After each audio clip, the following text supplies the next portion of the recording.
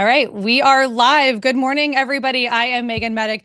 This is Unreported on NewsNation. And have you been extremely bored with Congress, a sleepy Senate, and a snoozy House? Well, that is all going to change today. We are about 10 minutes out from a massive hearing on the Capitol Hill. We have Dr. Anthony Fauci, the former NIAID director.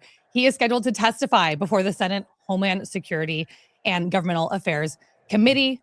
This is after he was subpoenaed by Senator Rand Paul. He was asked to come in voluntarily a couple months ago. Fauci ended up not coming. So Rand Paul said, guess what? You're on your way. So here we are today. I have an absolute all-star panel with me this morning. We are going to be watching live and reacting, and then we'll have a post-show. Well, I call it a show because Congress, can kind of be a little showy sometimes, but we will do a post-hearing analysis and break down what exactly is going on. We have Dr. Amesh. You probably know him. He was front and center on your television screens during the pandemic, informing the American people of what was going on. We also have trial lawyer Reagan Charleston Thomas. She is here. She is going to give us commentary about what actually are they saying that could be used in court. We also have legal analyst Bob Driscoll. He's coming in just a minute. His link is being funky. You guys know how the internet works, but he is here. He's amazing. He has firsthand experience with prepping witnesses for testimonies like this in Congress. So he's going to have a really hands-on view and analysis for you guys. But I need to give a little bit of backstory about what's going on and what we're actually going to be seeing today in this hearing. So I can promise you one thing, it's going to be fiery. Usually in the news, we kind of always say like reportedly and allegedly before we make big, broad statements because we're trying to protect ourselves. But I'm not going to say this before this next statement because it's so true. These guys do not like each other. Senator Rand Paul of Kentucky and Dr. Anthony Fauci, not friends, not best buds. If you are following Rand Paul on X at all, you know that his whole feed has basically been a how can I blast Fauci for the past couple of months. But three big things they're going to be focusing on are the origins of COVID-19. Where did this virus actually come from? Where did it start? U.S. funding of coronavirus research and the connection there to Wuhan, and allegations surrounding federal record retention. A phrase that you are going to hear a lot today that we need to understand: gain of function research. That is at the center of this hearing. Gain of function research. These men have two very different definitions on what gain of function research is. It's key. So I'm just going to give you the broadest, simplest definition. Even my EP was like, that's it. I get it now. Gain of function research involves altering an organism, including a virus, so that it gains or enhances a biological function. Now, as I said, for years, Senator Rand Paul and Dr. Fauci, they have been arguing over these exact words, but they're using different definitions, which Reagan, our legal analyst, will help us understand. Isn't that the beauty of law? Everyone can argue their own definition in the court, and things can be ruled different ways. So Paul, he's arguing that NIH-funded research conducted through EcoHealth Alliance enhanced bat coronaviruses, making Fauci's repeated statements to Congress misleading or false. We have a graphic here. Fauci has consistently maintained under oath that the research did not meet the federal regulatory definition of gain of function, and that Senator Paul has been using a broader scientific definition. So this argument has fueled a lot of fiery exchanges between Senator Rand Paul and Dr. Fauci. Let's hear just a couple of those moments over the last couple of years. I have never lied before the Congress. You are entirely and completely incorrect that the NIH has not ever and does not now fund gain of function research in the Wuhan Institute. You're simply saying it doesn't exist because you changed the definition on the NIH website. This is terrible, and you're completely trying to escape the idea that we should do something about trying to prevent a pandemic from leaking from a lab. All right, a lot of accusations there, a lot of fire exchanges. We're expecting that today, and it's kind of exciting. We haven't seen anything go on in a long time, and we should want answers to what happened with this pandemic. Were the American people deceived? What does the medical community know? How does the medical community feel today? We're going to talk about all of that on the show and throughout this live stream. So just days ago, here's a big whopper that's been thrown in. Senator Paul has released what he says are Dr. Fauci's private pandemic diary entries. These documents that Paul argues says there's a different picture of what was being discussed privately inside the scientific community during the earliest weeks of the outbreak. One entry in particular has been receiving a lot of attention, as it should. I've got the full thing up on the screen for you, but I'm just going to read one highlighted part. This is from January 26th, 2020. In here it says, now we know the market was not the source, it was the amplifier. So as you could argue in court, and our legal analyst here will help us understand today, that doesn't conclude that it came from the lab. So he's not incriminating himself with that statement, but it is interesting. Dr. Fauci did also write that he believed the virus had likely jumped from animals to humans somewhere, but it raises important questions on what scientists believed privately during the very early days of the pandemic, January 2020, compared to what they were saying publicly to people. Another diary entry that might come up in today's hearing. According to documents, Dr. Fauci participated in an early February 2020 conference call with leading virologists to discuss the origin. His notes indicate there was a disagreement amongst the scientists, including whether there was deliberate insertion of genetic material, if that was possible, aka gain of function. This is on February 1st, 2020. I'll read a snippet of it. There was not total agreement about the likelihood of deliberate insertion. The rest felt that deliberate insertion was possible, and given the fact that Dr. Shi at the University of Wuhan had been working for years in gain of function in coronaviruses to allow adaptation of the spike protein to bind to the human ACE2 receptor. So a lot going on here. We've got a timeline of events that we can pop up on the screen so you can kind of get your bearings straight. It's a lot to take in. Couple of key points that we're going to making sure that we hit for you today on that, including the gain of function research, what was said in private versus what was said in public, and what Dr. Fauci says was not gain of function research, while Senator Paul says it was. Another issue we expect to hear repeatedly is whether Dr. Fauci simply followed the science, or whether, as Senator Paul alleges, he actively helped shape the narrative of what was happening scientifically in the public around COVID's origins, and the doctors he surrounded himself to push that narrative, whether true or false. Dr. Fauci obviously denies that. So to help us separate all of this politics from science and the law, as I said, we have an absolutely outstanding panel today. Bob, do we have Bob yet?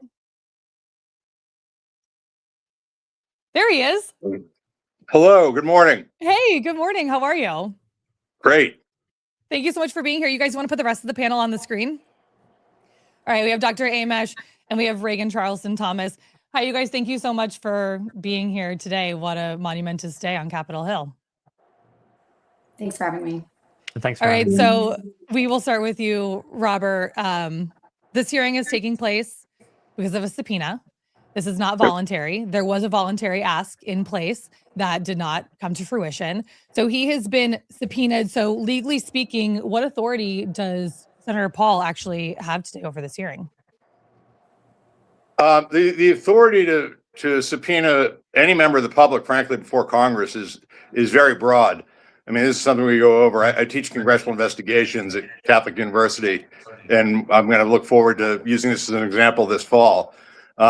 And in particular, this case is doubly fascinating because where Dr. Fauci has a pardon from President Biden, former President Biden, that he got on his way out the door, he probably won't have the ability to take the fifth if you were concerned about criminal prosecution, because there likely cannot be a criminal prosecution for everything or any federal law violation he may have violated while he was in office, essentially. And so Congress has broad authority to subpoena people. They'll probably have to answer the questions, and there'll be a back and forth of essentially Senator Paul trying to get him to repeat some of the things that are in his private diaries, and to then get him to say what he said publicly before, and to see if he can hang him up on making essentially a false statement to Congress or admitting that he wasn't being truthful in some of his prior public statements. So it's going to be a very interesting hearing. I'm kind of fascinated to see how the showdown plays out, because as you had said, the two of these folks definitely don't like each other. And I think it's going to be a lot of fireworks, probably more so than most congressional hearings. Yeah, I definitely agree with you. Let's get to you, Dr. Amesh. You were watching the pandemic unfold, but you were also at the forefront of helping Americans understand day to day the numbers, the new regulations, things that were being put in place. It was evolving. It was a public health crisis in real time. That cannot be denied. Do you believe, looking back 6 years ago, that Dr. Fauci accurately represented what he knew at the time, or do you think there were moments when the public wasn't given the full picture? What you have to keep in context is that this was a novel virus that wasn't known to humans before 2019. And in the early days, there was a lot of debate, and there continues to be debate about some critical issues that we don't have enough information on. How did this get into humans? Was it from experiments that were going on at the Wuhan Institute of Virology? Was it from a wet market? And when you had massive lack of Chinese transparency, it's going to create an information vacuum. The answer to all of these questions is known by the Chinese government. So what we're doing is speculating about what the Chinese government does not want to disclose. They don't say it comes from a wet market. They don't say it comes from from one of their labs. But I think what you have to recognize is that everybody was grappling with these questions, trying to understand what was going on. This was a virus that we were learning about real time.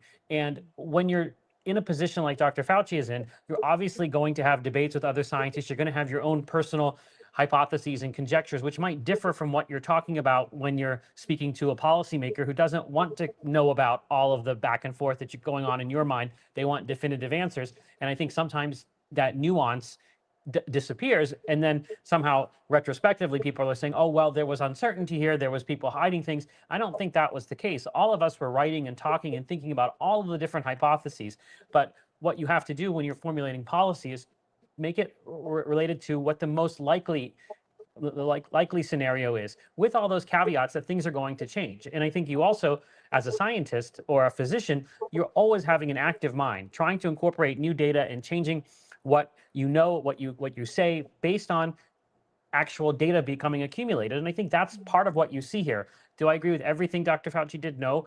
Do I think that there could have been more transparency and more nuance? Yes. But I don't think that this was any kind of malice or trying to hide things from people. That same night, Governor Gavin, you know what, you guys, it's starting. Let's listen in. Reagan, specifically, I want to know from you when this is over, what could be interpreted to actually take this in court? Presidents, governors, mayors, school boards, corporations, and Congress all bear responsibility for the decisions they made. The COVID lockdown, however, could never have been inflicted without you aiding and abetting the crime. Children lost years of education. Small businesses built over a lifetime disappeared.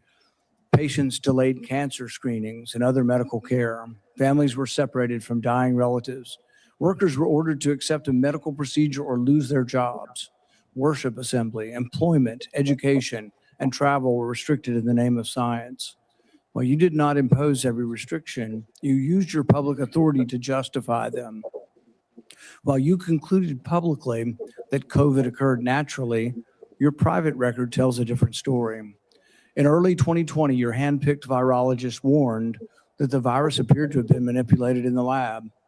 In a conference call concerning the origin of the virus, all but two of the participants believed deliberate insertion was possible. Your concern was not merely theoretical. That same week, you led an urgent effort to determine whether your own agency had funded the research related to these experiments that were now under suspicion. Hours later, your assistant reported that the Wuhan experiments had indeed been reviewed and approved by the NIH.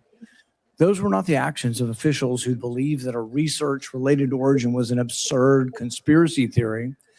They were the actions of officials urgently trying to determine whether their agency funding was connected to the research under discussion, connected to the pandemic.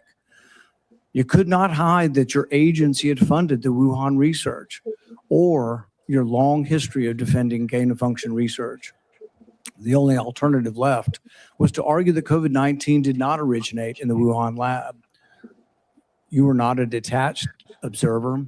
You had an institutional interest in the public believing that federally funded research had nothing to do with the pandemic. It was a conflict of interest from the very beginning. The authors of the proximal origin of SARS-CoV-2 privately had serious doubts about a natural origin. Within days, though, they flipped, and they all wrote in proximal origin that the virus was almost certainly not a laboratory construct. That paper was then used by the government and the media and you to discredit Americans who were asking the same questions that you and the authors were asking yourselves privately. You even cited proximal origin from the White House podium. You held it out as evidence that the virus could not have been engineered, but you didn't disclose your role in the discussions that preceded the writing of the paper. You did not disclose the author's original concerns. You did not reveal that you had been part of the paper, that you had read and offered editorial comments on the paper before it was published, before you began using it as evidence that it couldn't have originated in the lab. You did not disclose that you had immediately investigated yourself whether NIAID funding might be connected to the research. You did not tell the American people the full story. Duly released private messages indicate that the doubts with the authors and others didn't disappear after the publication. So while this was being waved at the White House to show that it couldn't come from the lab, the authors were still privately continuing to assign a meaningful probability to a laboratory origin, one thing in public and another in private. Some of the same scientists discussed avoiding email and carefully managing communications that might eventually be obtained under the Freedom of Information Act. The pattern is straightforward.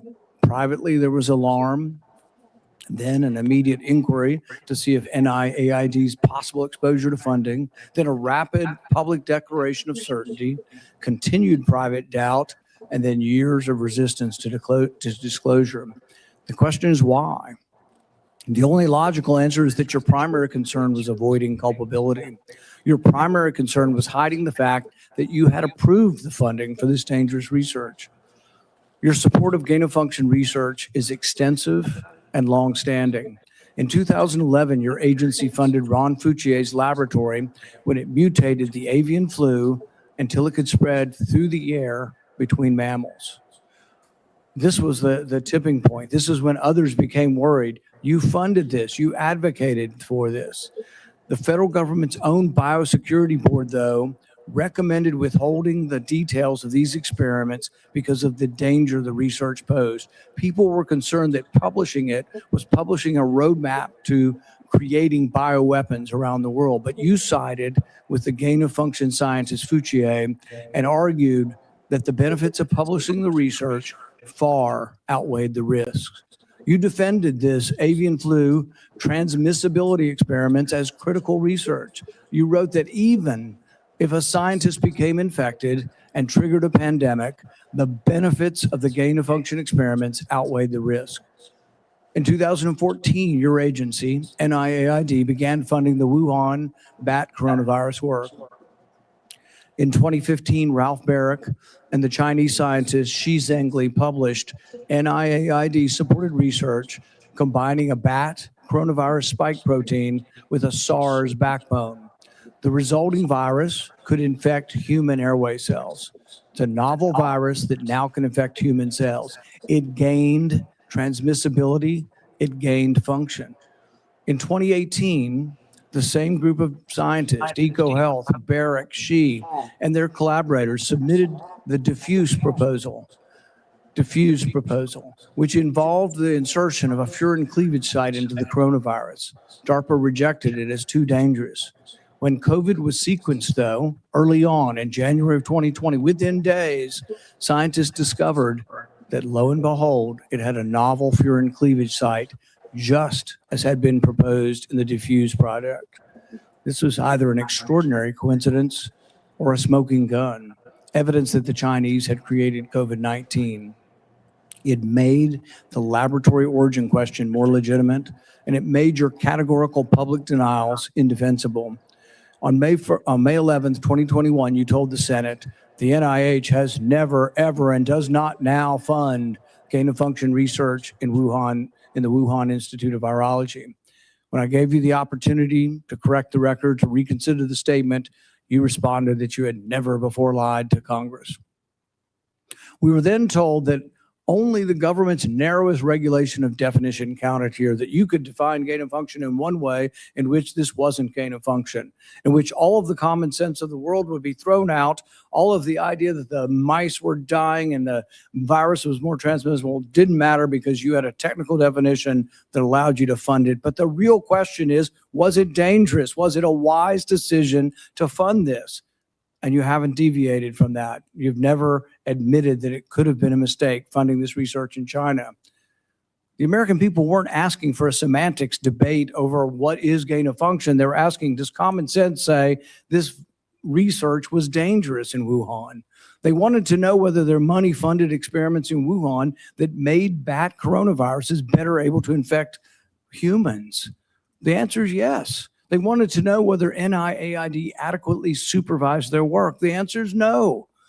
When you defended this research, you described its benefits in the broadest terms. But when Congress demanded accountability, you hid behind the narrowest possible definition. You can't have it both ways. Your conduct concerning federal records raises further questions. It is a crime to destroy federal records. Yet our investigation reveals your assistant diligently reported that she deleted tons of emails. In 2024, you testified that you did not delete federal records. Who's telling the truth? You or your assistant? The committee has obtained repeated instructions from you telling federal officials to delete communications. On February 2nd, 2020, one day after Origin's call, you told Francis Collins, please delete this email after you read it. The committee asked for your voluntary cooperation to come today. Your appearance had to be compelled by subpoena. You're here today under duress. You're here today because of the court ordering it. President Biden issued you a sweeping pardon extending back to 2014, the same pardon he gave to his son Hunter. A pardon may protect a person from criminal prosecution, doesn't rewrite history.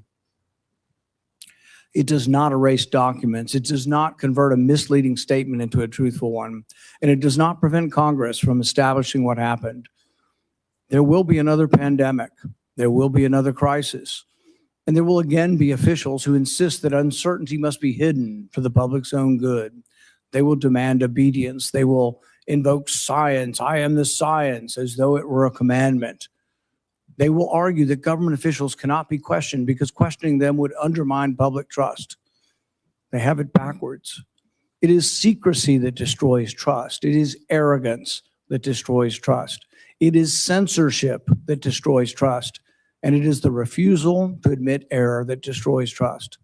That loss of trust may be your most damaging legacy. Trust can't be ordered. It has to be earned. No scientist is above scrutiny. No government official is beyond accountability.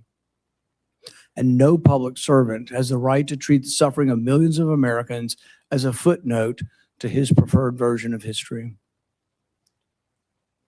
I now recognize Senator Peters for his opening remarks.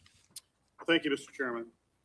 The Senate Homeland Security and Governmental Affairs Committee has a long and a very proud history of conducting serious oversight on behalf of the American people. When this committee has been at its best, Democrats and Republicans have worked together to investigate complicated issues, to follow the facts wherever they may lead, and produce recommendations that actually strengthen our nation's security and improve government functions.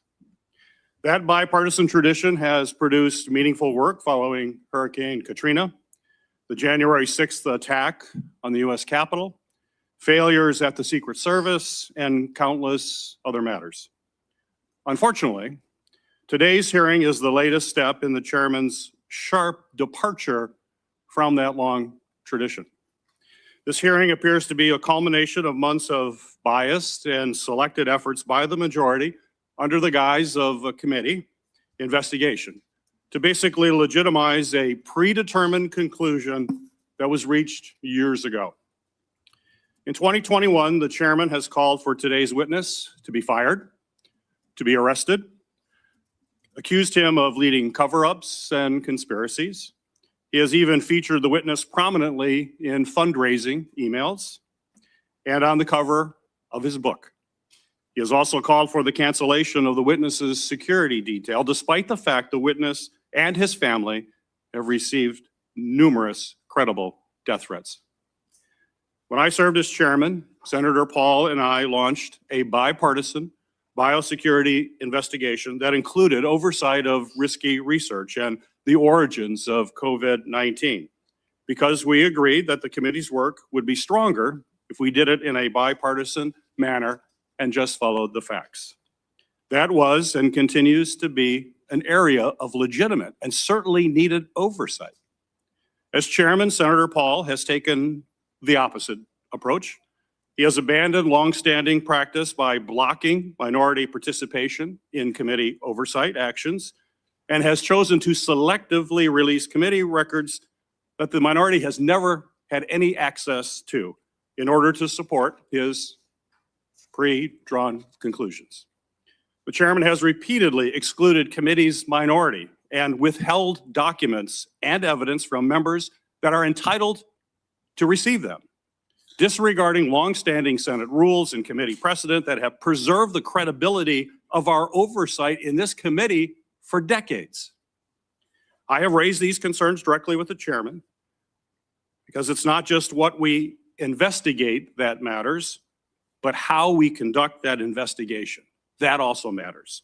One-sided investigations designed to validate predetermined conclusions do not serve the American people who sent us to actually uncover the truth and to solve problems. I wrote to the chairman requesting that he adhere to committee rules. But instead of addressing concerns that I raised, he removed part of the committee's website from the public view. This move not only prevented the public from being able to view those lists of concerns, it adds serious questions about the desire for transparency and legitimate oversight of this matter. But what makes today's hearing particularly disappointing is not simply the chairman's actions, but what we could be using this committee's true and time oversight responsibilities to accomplish. This committee has not held its annual threats hearing at all in this Congress. We have not held a budget hearing for the Department of Homeland Security. There are important hearings that we would have the opportunity to discuss as to how to strengthen our Homeland Security across the board. No hearings on those topics. Instead of focusing on the national security challenges that we are facing in our country right now, today's hearing looks backwards, revisiting questions this committee has already examined, including through bipartisan work that Senator Paul and I conducted together when I served as chairman of this committee. But rather than building on that work to strengthen our preparedness against future disasters, we are instead relitigating the past. COVID-19 exposed serious deficiencies in our nation's public health infrastructure. We know that. More than 1 million Americans lost their lives, and this committee should absolutely continue examining how we can better prepare our nation against future biological threats. Those are the kinds of forward-looking, life-saving questions that will help our nation be better prepared to protect the health and the safety of Americans when the next emergency occurs. Unfortunately, at this precise moment, we should be strengthening our capabilities. The Trump administration seems to be doing everything in their power to actually weaken our capabilities. The administration has hollowed out the public health workforce. They have fired, pushed out, and cut funding for public health personnel, shrinking the CDC workforce by a quarter. Thousands of experienced scientists have left government service, and with them has gone critical institutional knowledge that cannot be easily replaced, certainly not quickly replaced. The administration, thanks to political operatives like Russell Vought, has slashed or illegally withheld funding for life-saving medicines and cutting-edge technologies that let us rapidly develop them during an emergency. Mr. Vought is now further politicizing the federal grant-making process, proposing to subject all federal grants, including those for disaster relief, housing development, and cancer research, to the whims of political appointees, not nonpartisan experts. All of this has left the American people more vulnerable to infectious disease threats. And we are already tragically seeing the consequences. Staffing and funding cuts have slowed the federal, state, and local response to ongoing outbreak of a foodborne parasite, which has sickened thousands in my home state of Michigan, as well as across the country. At the same time, the administration cuts to global health programs and international partnerships have greatly reduced our ability to contain dangerous diseases like Ebola before they spread to our shores. We should be examining whether our federal health agencies have the personnel and the resources they need to effectively prevent, detect, and respond to these threats. We should be asking how to strengthen our biodefense efforts to deter our adversaries and prevent biological attacks against our country, and how our government can better coordinate and communicate during public health emergencies. These are the kinds of forward-looking matters that are worthy of this committee's time. Instead, we are here continuing the chairman's year-long focus on one individual. History tells us, unfortunately, another pandemic is all but inevitable. The question is whether Congress and this committee will work to better prepare our country for it, or continue looking backward while our public health infrastructure crumbles around us. That is the hearing that we should be having today. Unfortunately, I fear the intent of this hearing is only meant to further a purely partisan agenda and it will not make Americans safer. Thank you, Mr. Chairman. All right, that was Democrat Senator Gary The Peters, his accusation opposition to that The Fauci. committee has denied access to the minority to records is categorically false. This is the most transparent investigation in the history of Congress. We actually created a website and we put all of the information on the website. It continues to operate. The reason it hasn't been accessed is no Democrat ever signed up for it. Not one Democrat. We told them the access. They never asked for the access code. They haven't been on the website because they have not cared about the investigation. It's a practice of this committee to swear in the witness. Dr. Fauci, please stand and raise your right hand. Do you swear that the testimony you will give before this committee will be the truth, the whole truth, and nothing but the truth? So help you God. All right, he is now Dr. under oath. Anthony Fauci, you are recognized for 5 minutes for your opening statement. Member Peters, members of the committee, I served at the NIH for over 54 years, 38 of those as director of the National Institute of Virology and Infectious Diseases. Over that period, I proved that I believe in and respect the value of legitimate congressional oversight. In fact, I testified before and/or briefed Senate and House Senate and House committees well over 200 times over those 38 years. During and after the COVID pandemic, I have appeared multiple times for hearings in the Senate and the House, usually under oath, and sat for several days-long transcribed sworn interviews, answering questions about the very issues that are now the subject of this hearing.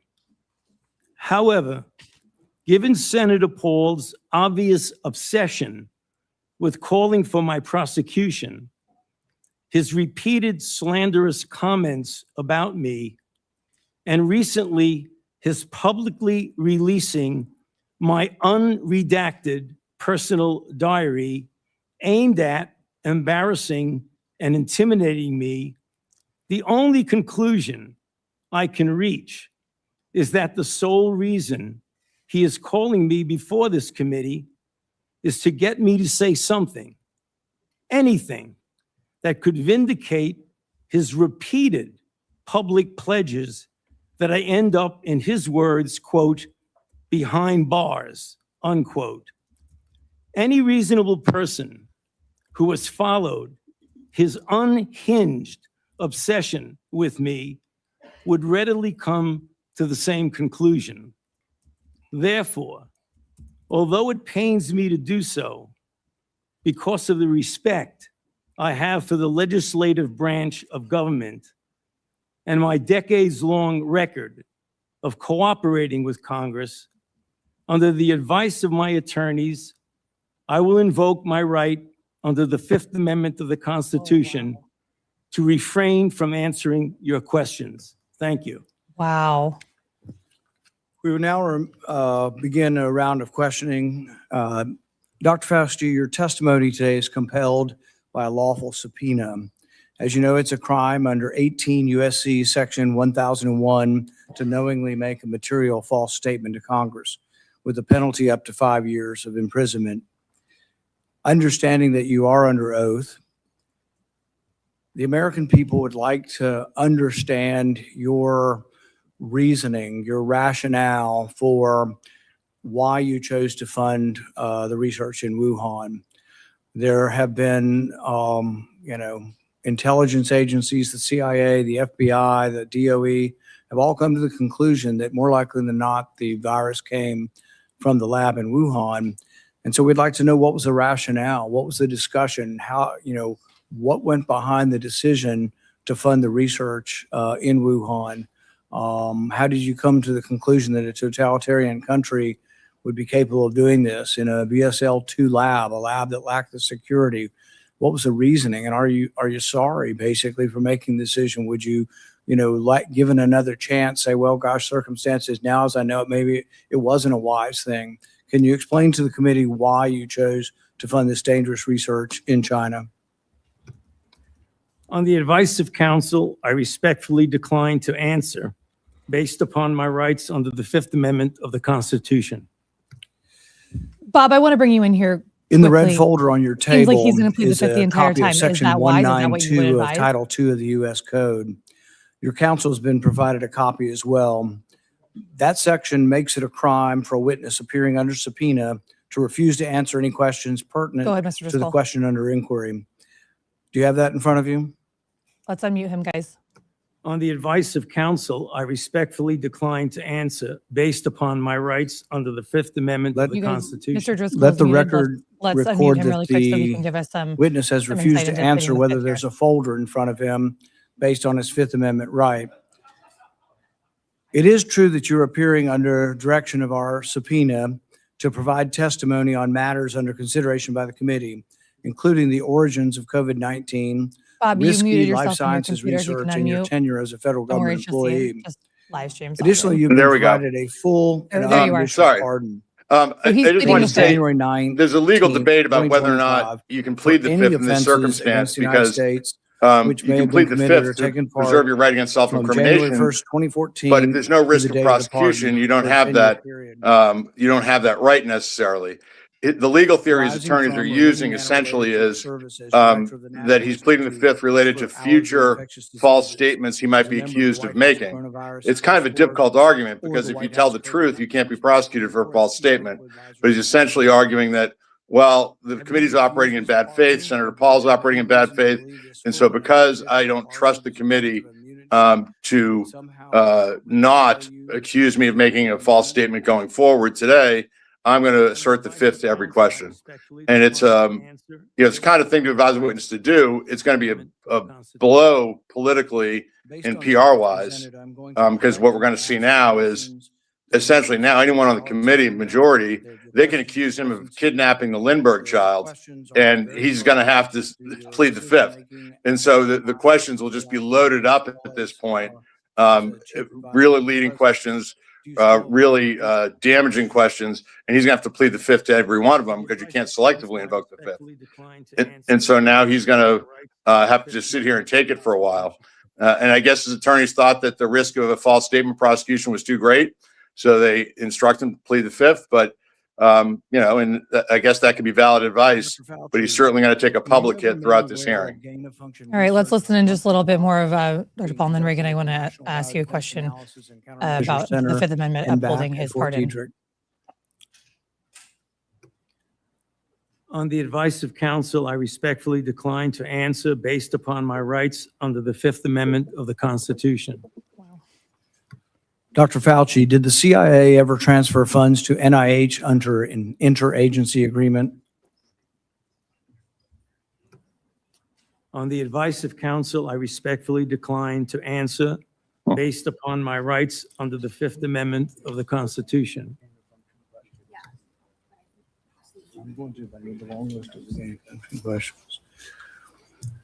Dr. Fauci, did the NIH ever conduct research for or in coordination with any element of the intelligence community, CIA, ODNI? On the advice of counsel, I respectfully decline to answer based upon my rights under the Fifth Amendment to the Constitution. The reason why these questions are important is, President Trump has done a ban, and we're glad that he did a ban on gain-of-function research. So we're better off than we were when we had an advocate serving as head of NIAID, an advocate for gain-of-function research. There is still, though, a question, though, whether or not the intelligence community is adhering to that order. There's a question of whether or not gain-of-function research is still ongoing. And these are important questions the American people deserve to know. Dr. Fauci, have you been read into any classified Department of Homeland Security program, any prospective special access program concerning gain-of-function research? On the advice of counsel, I respectfully decline to answer based upon my rights under the Fifth Amendment of the Constitution. When we look at the research in China, the gain-of-function research that you've denied was gain-of-function, one of the things that startled the scientists when they saw COVID in the first couple of weeks was when they looked at the sequence of it, they said, oh my God, there's a furin cleavage site in it. And in this particular family of coronaviruses, the sarbecoviruses, they'd never seen this before.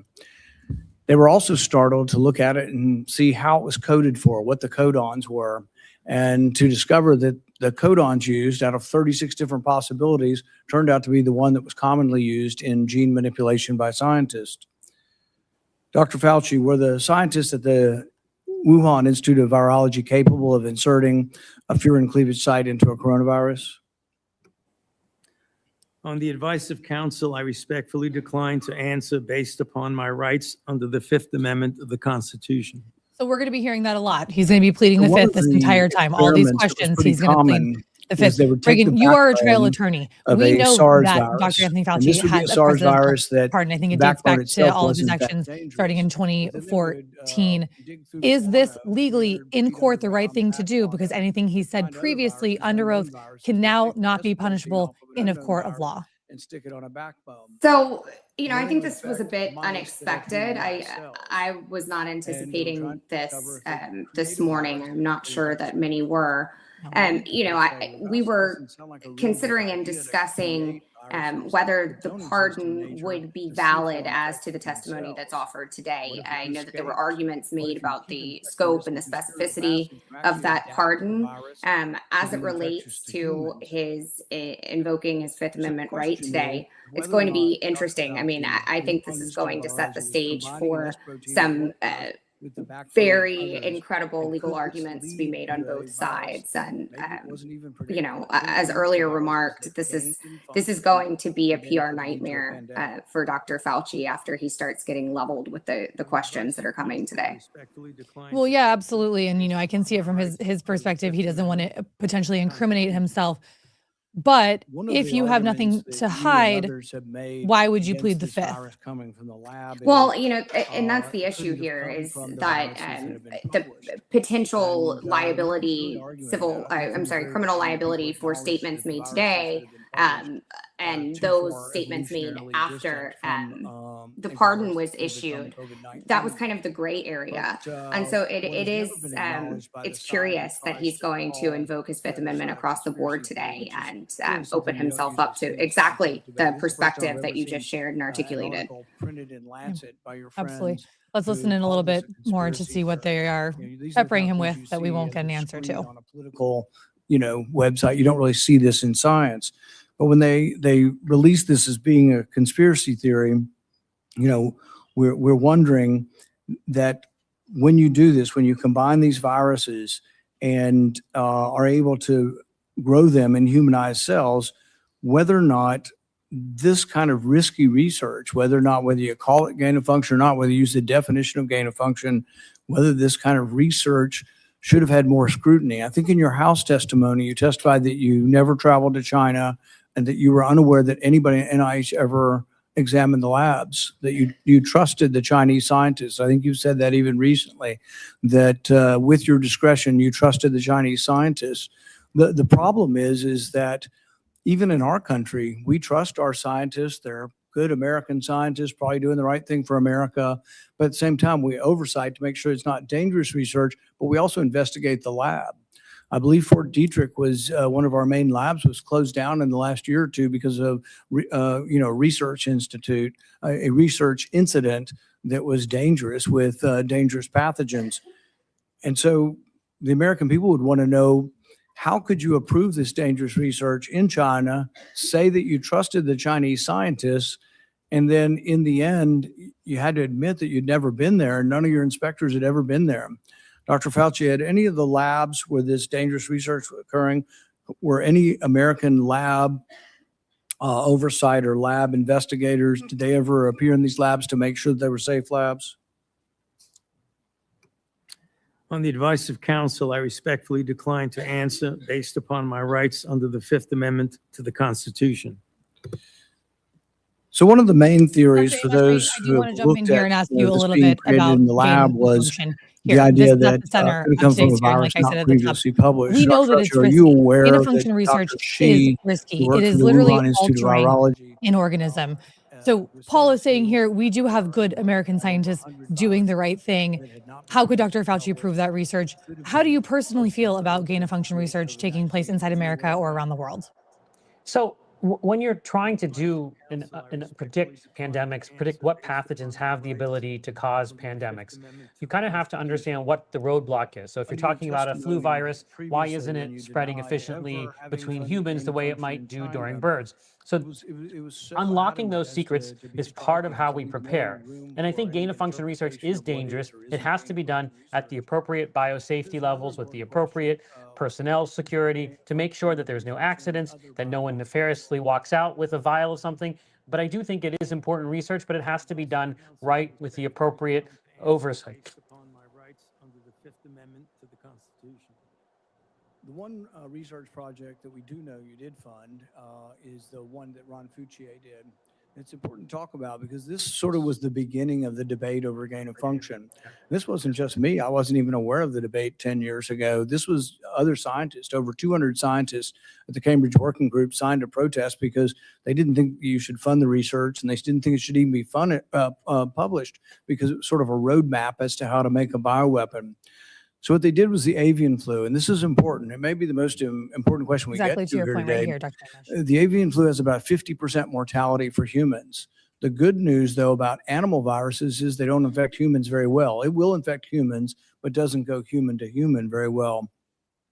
Ron Fauci, with the money that you provided to him, did an experiment where he caused purposeful mutations to create a new virus, an avian flu that didn't just infect birds well, but actually infected mammals well, went ferret to ferret in an aerosolized manner. People saw this and were aghast, at the decision-making process that you decided to fund this. But this is when, the debate came about and you wrote in support of this in the Washington Post and you said, even if a scientist is bitten, even if a pandemic should occur, the knowledge is worth the risks. Do you still stand by that? Would you like to qualify at all whether or not the knowledge of gain of function is worth the risks, particularly in this case, since we now know 15 million people died worldwide? Many people believe this came from the lab. Do you think that the risks really are worth the benefits for gain of function research? On the advice of counsel, I respectfully decline to answer based upon my rights under the Fifth Amendment to the Constitution. All right. We're going to finish with this question. And it's based really on that statement, that general statement in your support for gain of function, the idea that the benefits outweigh the risks. So there are many other people who disagree, and they aren't politicians or not. I don't know what party they're in. David Relman is probably one of the most esteemed. And he is a scientist at Stanford. He, I think, has classified clearance. He's been a consultant to our government probably for a decade or more. And he's written about this publicly. He says the opposite, He said that the risks of this research do not outweigh the benefits. He said the risks, we shouldn't do it. Richard Ebright, who's been involved in this debate for 2 decades, says the same thing. We really shouldn't be doing this at all. There's a quote also by, if the Kevin Esfelt quote is that at the very end.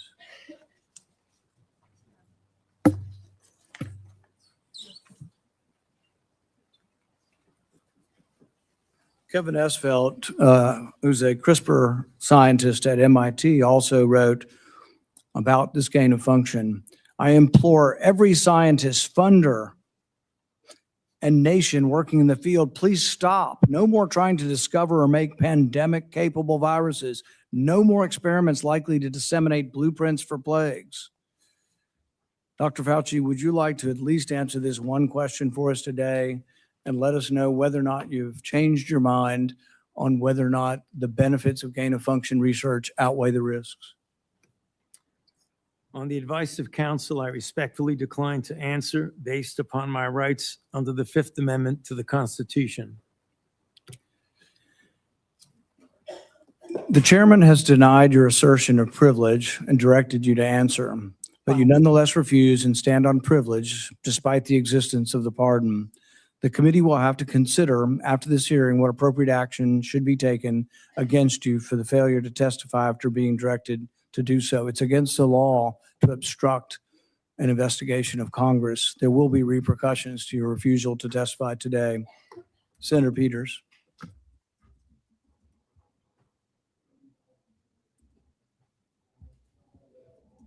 You're not recognized. You're not recognized.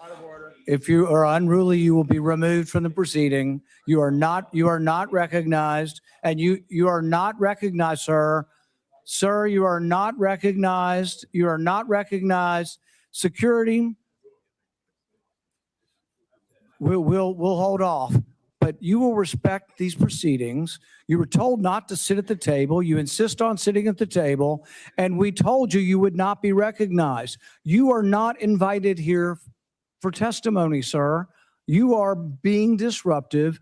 Would you behave this way in a courtroom? No, because the judge would put you in jail. I can't do that today, but I can have you escorted from the premises. So I would say, sir, sit quietly and don't say another word. I said, sit quietly. You are not recognized. Another word and you're gone. All right. So there seems like there's somebody out there in the audience who is acting unruly, and Senator Rand Paul obviously was fired up for today and ready to go. He is not recognized by the committee or the chair. If he speaks again, he will be removed from the room. This testimony is from Anthony Fauci. This is not a game with his lawyers. He can advise. His lawyers can give him advice. He's got a half dozen here. They're all allowed to talk to him. Yes. All right. Yeah. But the attorneys are not recognized. In fact, the attorney was told not to sit at the table, and he's not obeying that recommendation. There's a row behind you, sir. That's where you were told to sit, and you're not. And now you're disrupting the proceedings. And so, look, this is the way Anthony Fauci wants to be remembered, for a lawyer not listening to the rules.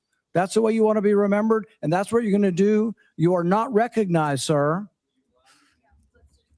Security, please remove him from the room. There we go. Applause across the board. Yeah.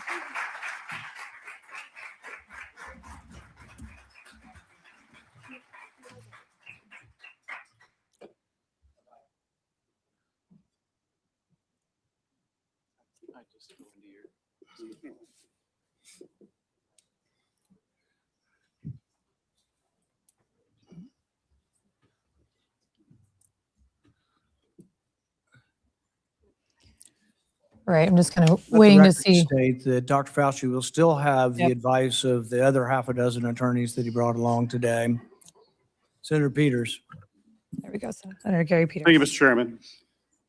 The COVID-19 pandemic is not the first or the last public health crisis to impact our nation. In December 2022, I released a report that identified significant failures in our federal government's preparedness and initial response to COVID-19.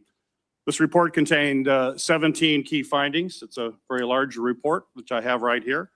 It contains 17 key findings and corresponding recommendations, including the need to invest in sustainable domestic manufacturing capabilities for critical medical supplies, build the infrastructure needed to surge testing capacity for infectious diseases, and robustly fund public health emergency preparedness and responses across all levels of government. Unfortunately, multiple administrations, including the current Trump administration, have failed to fund or to reform our health preparedness. This is something that I would hope the committee in the future would investigate. It needs to be taken a look at. It also feels like a new public health threat is hitting us every month. There's a foodborne parasite affecting thousands of people in Michigan and across the country, and our federal agencies still haven't fully pinned down the source of that outbreak. Measles cases in this country are at the highest they've been in 35 years. More children are getting sick and even hospitalized from this preventable disease. Over 1,000 people have died from the Ebola virus in Africa, and we don't know how widespread this crisis actually is. We have a hantavirus scare on a cruise ship, and though it hasn't made headlines in the way that the screwworm threatening our food security has, I remain concerned about bird flu that is also spreading and could one day cause a pandemic. This is also something this committee should be investigating and holding hearings on. Since January 2025, the Trump administration has taken a number of actions to drastically weaken our ability to fight infectious diseases and biological threats that endanger Americans. These actions are both incomprehensible and are also inexcusable. They include slashing funding for public health and infectious disease research, canceling contracts for cutting-edge vaccine technology, shutting agencies responsible for tackling infectious diseases around the world, firing thousands of federal employees with keeping our communities and our medicines and our food supply safe, and injecting political appointees in what should be non-political grant-making functions. That is something this committee should be looking at. I could go on. I could go on all the topics that we need to be looking at moving forward to protect this country. We're not doing that in this committee. That's what this committee was designed to do. It's what it has done throughout history. It has done it in a bipartisan way. We should get back to that and think about the future of this country and keeping this country safe. When a crisis like COVID-19 strikes, we have an obligation to examine what went right and what went wrong to provide accountability for the American people. Congress certainly has done that. Between the House and Senate, nearly 20 different committees, including this committee, as I mentioned, have conducted oversight of the COVID-19 pandemic, conducting transcribed interviews, holding dozens of hearings, and released more than 10 reports. Today's exercise, unfortunately, is a stark departure from those largely bipartisan, legitimate efforts. The chairman has shut the minority out of participating equally in these efforts, withheld information, selectively released documents, actions that completely undermine the credibility of this investigation.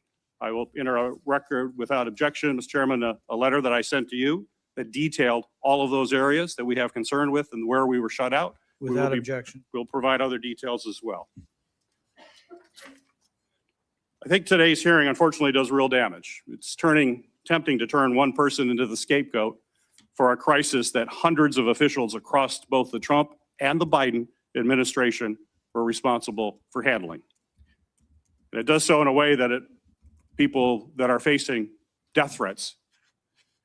This is only going to unfortunately deter other scientific experts from public service to understand that this is what they would have to go through as they provide their advice to us.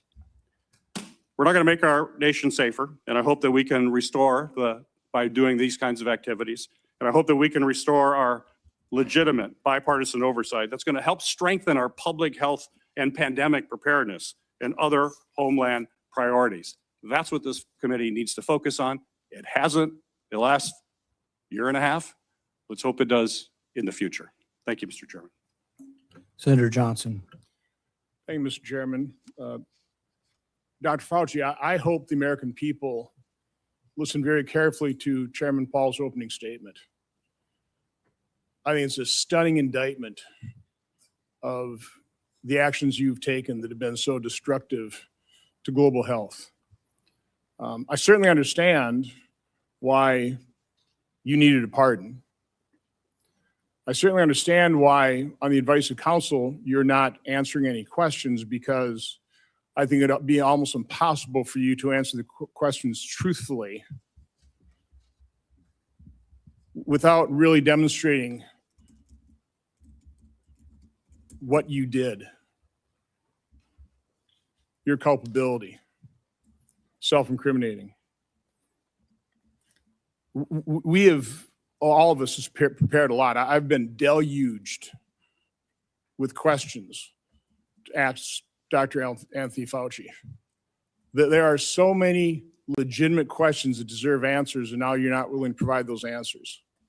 So with my limited time, I'm going to talk about things that my investigation have revealed that have not been adequately answered, and quite honestly, haven't been adequately covered by the legacy media.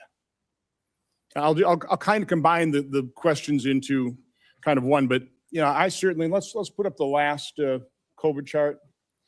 I was warned pretty early on about the dangers of the experimental gene therapy that you've called a vaccine, but it really falls under the definition of gene therapy. So I was going to ask you, I mean, were you carefully monitoring the safety surveillance systems like VAERS and vSafe that literally were deluged with complaints?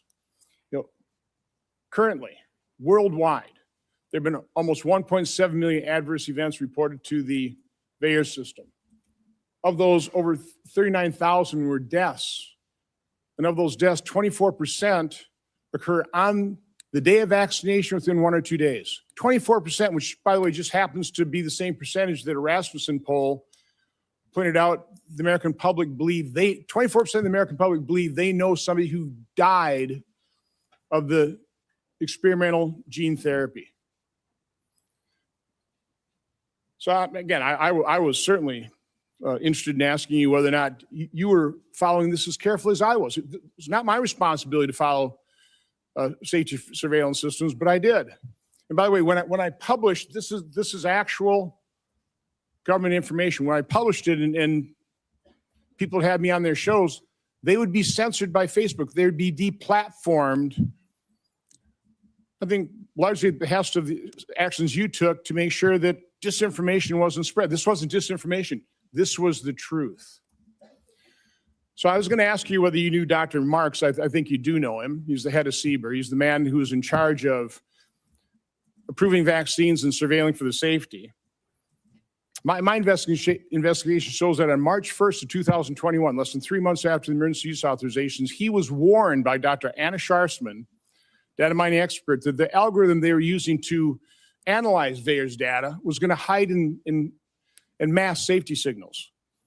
26 days later and 3 months consecutively after that, they did data runs with a new algorithm that unmasked those safety signals. They showed dozens of safety signals, including sudden cardiac death, cerebral artery occlusion, basal ganglia stroke, agonal rhythm, Bell's palsy, and pulmonary infarction.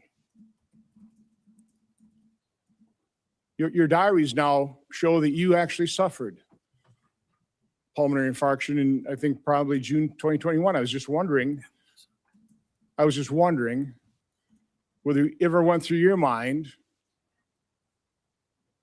that maybe that injection, all those boosters you took, might have caused that. You know, and the question I was going to, and I'll ask this question: were you ever made aware of the fact that Peter Marks was warned that the algorithm was going to hide the safety signals?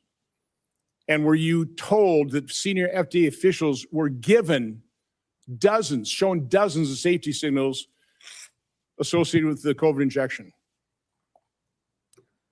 On the advice of counsel, I respectfully decline to answer based upon my rights under the Fifth Amendment to the Constitution. Next area I want to go through is in that same month of March 2021, an employee at NIH, Dr.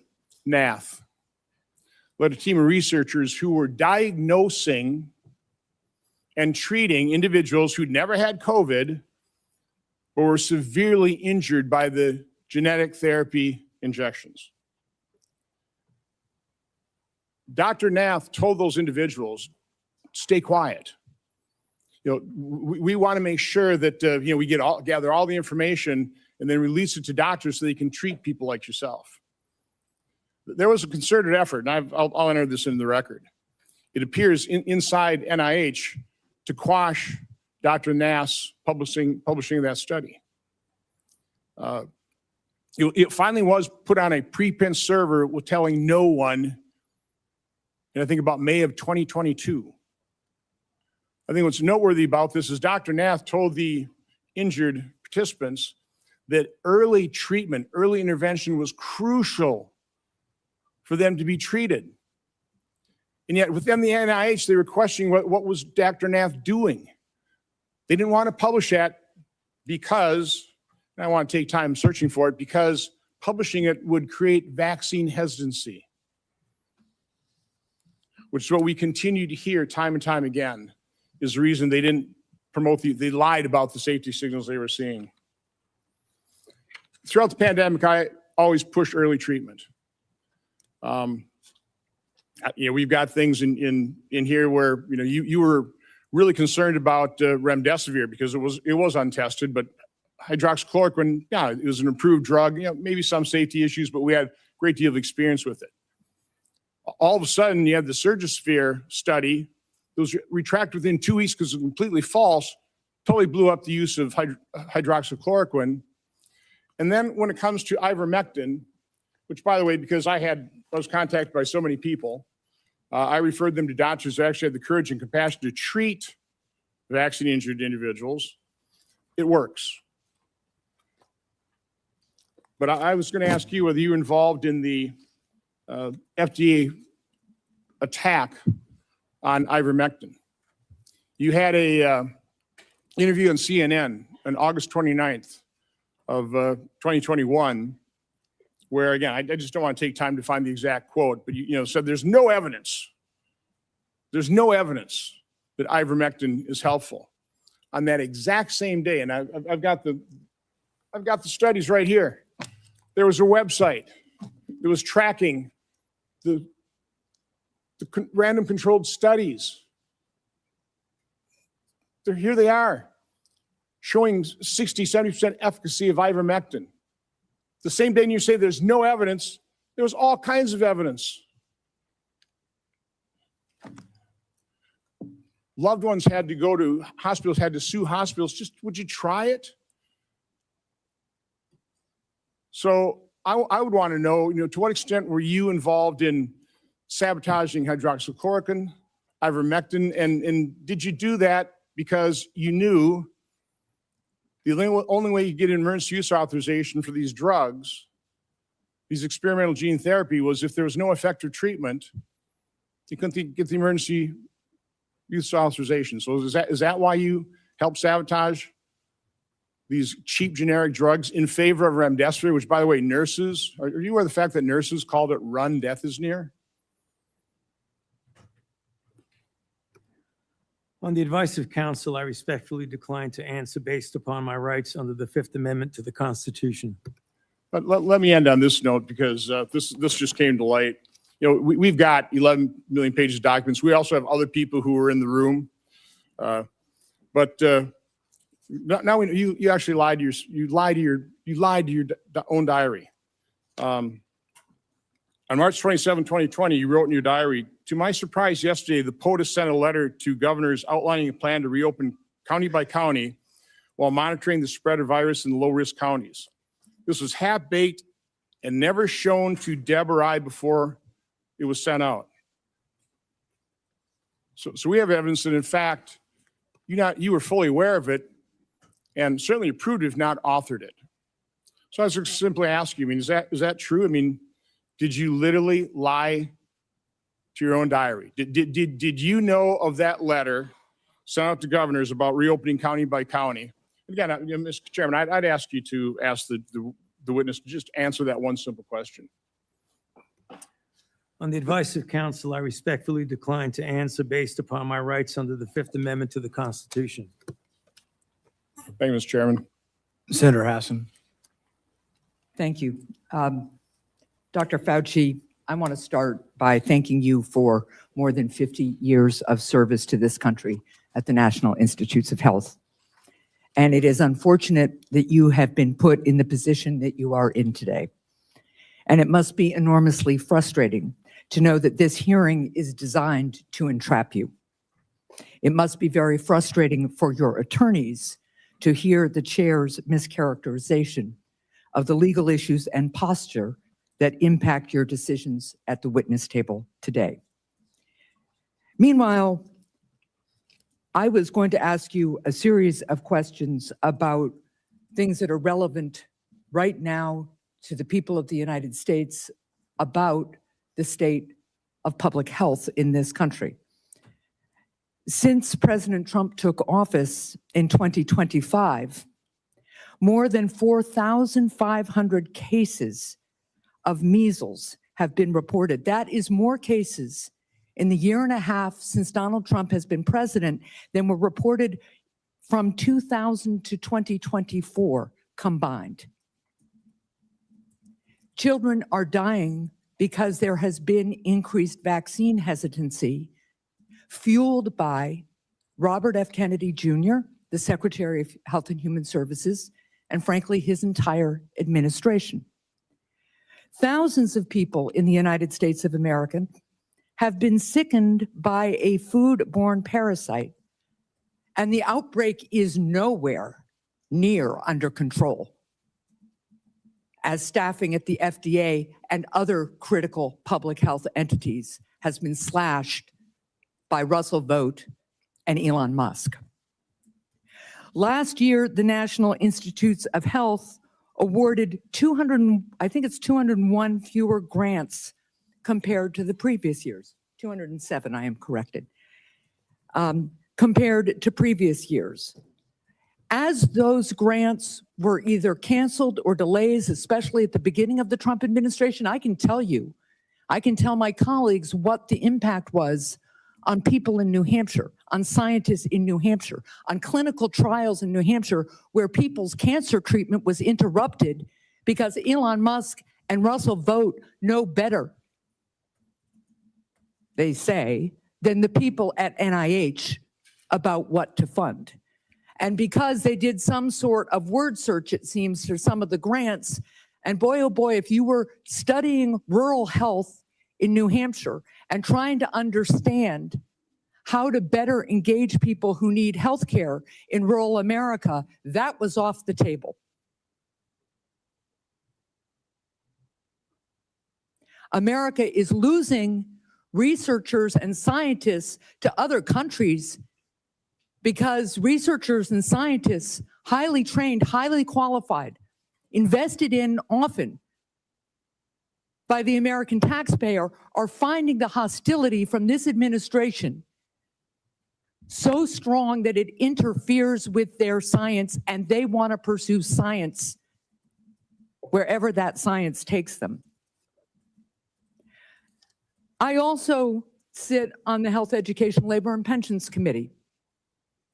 We have had a number of hearings with nominees recently to fill critical spots. One of those nominees is Dr. Erica Schwartz, a brilliant woman, medical degree, biomedical engineering degree. I think she also told us she has a law degree and a master's in public health. She was a 2-star admiral in the United States Navy, an experienced doctor. And yet, when I asked her if she would push back at Secretary Kennedy, if he instructed her to suspend the promotion of the flu vaccine as he did some point in the last few months, there's an email to prove it, she couldn't answer that question. She either could not, would not, or had been bullied into evading a question about whether she, as the director of CDC, would stand up to Secretary Kennedy, the most unqualified Secretary of Health and Human Services this country has ever seen, and more than unqualified, somebody who pursues conspiracy theories, degrades people with disabilities, and continues to promote disproved science. That's the state of healthcare and public health in this country right now, not to mention the $1 trillion or so of cuts to the Medicaid program that is decimating healthcare in my state and decimating it around the country, not to mention the refusal of my colleagues and this administration to extend critical tax cuts for people who are trying to afford insurance on the Affordable Care Act. I just was at one of my community health clinics, and they are reporting fewer and fewer people coming in for care, disrupting care because they can no longer afford health insurance. And that is impacting, of course, the revenue stream to the community health clinic, their ability to hire and pay people, their ability to take care of their community. That's what I wish we were having hearings about in this committee and in the Health Committee. That's what I wish we were trying to address in a bipartisan way. But instead, we are here in an attempt to entrap you because you had a distinguished career trying to put Americans' public health first. With that, I yield. Senator Lankford. Chairman, thank you. Dr. Fauci, thanks for coming today. I know you're invoking your Fifth Amendment right, which you have the right to be able to do constitutionally, but thanks for coming and be a part of this. There are a lot of issues and a lot of questions that have come up, and hopefully in some day in the future, we'll be able to get all this clarity to be able to pull together. There were over 1 million Americans that died from COVID. You know that well. You were tracking the numbers literally every single day, those affected and those that died from the earliest days. There are a lot of lessons that we've got to learn from this, that we should put into history to be able to determine what happens in the future. How do we respond in the future? How do we deal with something like this again? It was uncharted territory for everyone. But I would tell you, countless families, including my own, watched a loved one die behind glass or through a screen because we couldn't get access to them. Children couldn't get to school. People missed their prom or graduation ceremonies. There were lots of things that happened that dramatically changed the future of the country. The mental health issues that we have continued to deal with from the isolation have been profound. Even something as simple as children that wore masks or around adults wearing masks for all that time are slower in learning language now because they couldn't watch someone's lips moving, and so they're slower in that. Amazingly enough, churches and places of worship were forced to be closed down. There were even churches that met where the pastor preached in the parking lot and the congregants all met in their cars with windows up, and police came and scattered them and said, "You can't be here." The simple act of social distancing became an issue. As everyone guessed, what's the right distance to be away from someone else? Literacy rates have declined. All these things are results, not to mention the loss of lives and the health experiences that have been out there for many Americans. So there are legitimate questions. I wanted to be able to raise some of those, to be able to walk through some of this, because it has been very, very challenging. As we've gone through some of your notes and your diary and other things that are out there, we're trying to be able to pull bits and pieces of things to be able to learn lessons. On May the 6th, 2020, you wrote at that time, I had a conversation with Robert Redfield, who, as you know well, was then the director of CDC, about the fact that greater than 1 million children worldwide have missed their measles vaccination because of the shutdown. You stated, this is terrible and needs to be addressed, since on that basis alone, there would be far more excess deaths from measles among children than coronavirus deaths among children. I need to bring this up to the TF, the task force. Did you ever have an opportunity to bring up the potential of measles deaths among children and an infection rate going around the world from measles based on the fact that so many children would not get their measles vaccine because of the shutdown. I'm sorry, Senator, but on the advice of counsel, I respectfully decline to answer based upon my rights under the Fifth Amendment to the Constitution. That is your right to do. One of the big issues is really coming up is on the lab issue. This was greatly discussed about whether this came from a lab or whether this came from nature.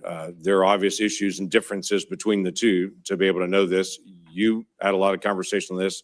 Scientists around the world were in conversation on this. There were different statements that you even made in your private notes and your public notes on it. In January the 26th of 2020, this is before we had our first tragic death of coronavirus in the United States. You wrote, "It now appears using epi data that the genomic data, the first infection was in early December and was not connected to the market," which was the big rumor that was out there, is this wet market in China. We know the market was not the source, it was the amplifier. On January the 31st, you wrote about a phone call. You wrote, "The people on the phone felt the mutations around the furin cleavage site of the spike protein could not have occurred naturally since it would require an evolutionary jump that they found nowhere in bat isolates. They bring up the possibility this could have been deliberately inserted and either accidentally released or deliberately released by a crazy person in the lab, the former being the most likely." February the 1st, same year, 2020. This is again still before our first death. "There was not total agreement about the likelihood of deliberate insertion. Ron said he was sure that this could occur naturally and we should not waste our time and divert our effort to pursue this. This is expected of him since he was the original gain of function person with Yoshi. Also, Christian was with Ron. The rest felt deliberate insertion was possible, and given the fact that Dr. Jingling Shi at the University of Wuhan has been working for years in gain of function in coronaviruses to allow adaptation of the spike protein to bind to the human ACE2 receptor, we could not let this go." That's a remarkable statement for February the 1st of 2020, when there hadn't even been the first death here, but we knew something was moving. You knew well that something was moving. You identified February the 1st, before any of us had ever heard of the Wuhan lab, not only the Wuhan lab in the conversation, but literally the scientist that you named in your own notes, the lead scientist that was there. It's interesting to me on that. And the questions I was going to ask you was just your background and knowledge about the Wuhan lab and Dr. Shi and all the details. I'm aware of where you have been on trying to be able to plead your Fifth Amendment right, which is your right to be able to do. But I also want to be able to find out some facts to be able to help us for the future on this. The Lawrence Livermore National Laboratory in May of 2020 put out a classified document that has only been recently unclassified on this, that had this statement: "We assess all the necessary conditions for an accidental release of a laboratory modified coronavirus, specifically a coronavirus adapted to recognize human cell receptors, were present at the Chinese Wuhan Institute of Virology in mid to late 2019. Now, the question that I had for you is, this is May the 27th of 2020. This is the report that most people will see is this. I have clearance. I serve on the Intelligence Committee. I've actually read this complete document unredacted. My concern is, were you given the ability to see this document unredacted based on your position? Were you able to see this and to be able to get this information? I could see it, and I know what's here. Everybody else just has their conclusion at the beginning of it, not this. My question to you was going to be, did you have access? Because it's important for the future that people in your position do have access to this kind of information and insight. Is there any way you could answer that question? Were you able to give access to this data? On the advice of counsel, I respectfully decline to answer based upon my rights under the Fifth Amendment to the Constitution. You wrote on January the 26th of 2020, "We should be allowed to send our CDC epidemiologists to China to work with them so they could see the data firsthand." You also wrote in February 12th, 2020, that you had great concerns about the World Health Organization because they depends greatly on China and, as you stated, often bows to them. Now, this is a really important issue that we've got to resolve for the future.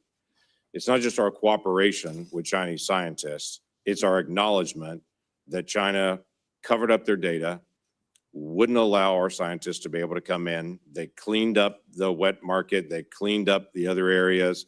They wouldn't allow you to get access to all the other scientists who are there, including their health records, what happened to them, or even all the sequencing that they had done in advance. For the future of our research and our cooperation with any scientist around the world, I think it's really important that we resolve, if we're going to fund research and cooperate with you, we've got to have certain things from you. If things go sideways, we've got to have access to all information in all places. You were noting not only that China was affecting the World Health Organization and that China was bending them to their will. And so the World Health Organization was putting out data that you saw, at least at that point, as being from a Chinese perspective, covering up what was going on. But you also noted we weren't able to get access to all this information. We've got to be able to figure this out for the future to be able to make sure that research that is done, we have access to all information. If something goes sideways at some point, which clearly it did at the Wuhan Institute of Virology, and that being, as was noted by many people, the only lab in the world that was doing research like this that had a lower standard of actually their security standards there than many other labs around the world, yet they were doing this very dangerous research. What can we gain? And what advice could you give us to say in a future setting, we've got to make sure that we actually get information from people and we can be guaranteed that we're going to get that insight? Yes, sir. On the advice of counsel, I respectfully decline to answer based upon my rights under the Fifth Amendment to the Constitution. I yield back. Senator Blumenthal. Thank you, Mr. Chairman. I want to go back to the dark days of the coronavirus pandemic, one of the darkest days or times in our history. Hospitals were overflowing. Navy medical ships were docked in the Hudson River. Emergency rooms were forced into unprecedented triaging during the worst week of the pandemic, which happens to have been the last week of President Trump's first term. More than 25,000 Americans died of COVID-19. Easy to forget those dark days. But for the past 18 months, the Trump administration has been engaged in a campaign to rewrite this history. And today's proceeding, I fear, is part of that effort, one of the darkest days in our Senate's history. The Trump administration has launched a baseless set of smears against vaccines that help pull us out of that public health crisis, vaccines that are undoubtedly President Trump's greatest accomplishment. It has slashed funding to local public health departments that were on the front lines of the pandemic. And those healthcare workers are heroes. It has disparaged those heroes as woke or wasteful. And it has used a politicized Department of Justice to target the researchers who helped us track and understand the novel virus. Today's hearing is another page in that playbook, sadly, tragically. Dr. Fauci, you've spent 5 decades in public service, including nearly 4 decades in leadership at the National Institutes of Health, helping to conquer COVID-19, but also HIV, swine flu, Zika, Ebola, and other epidemics with real life results saving human lives.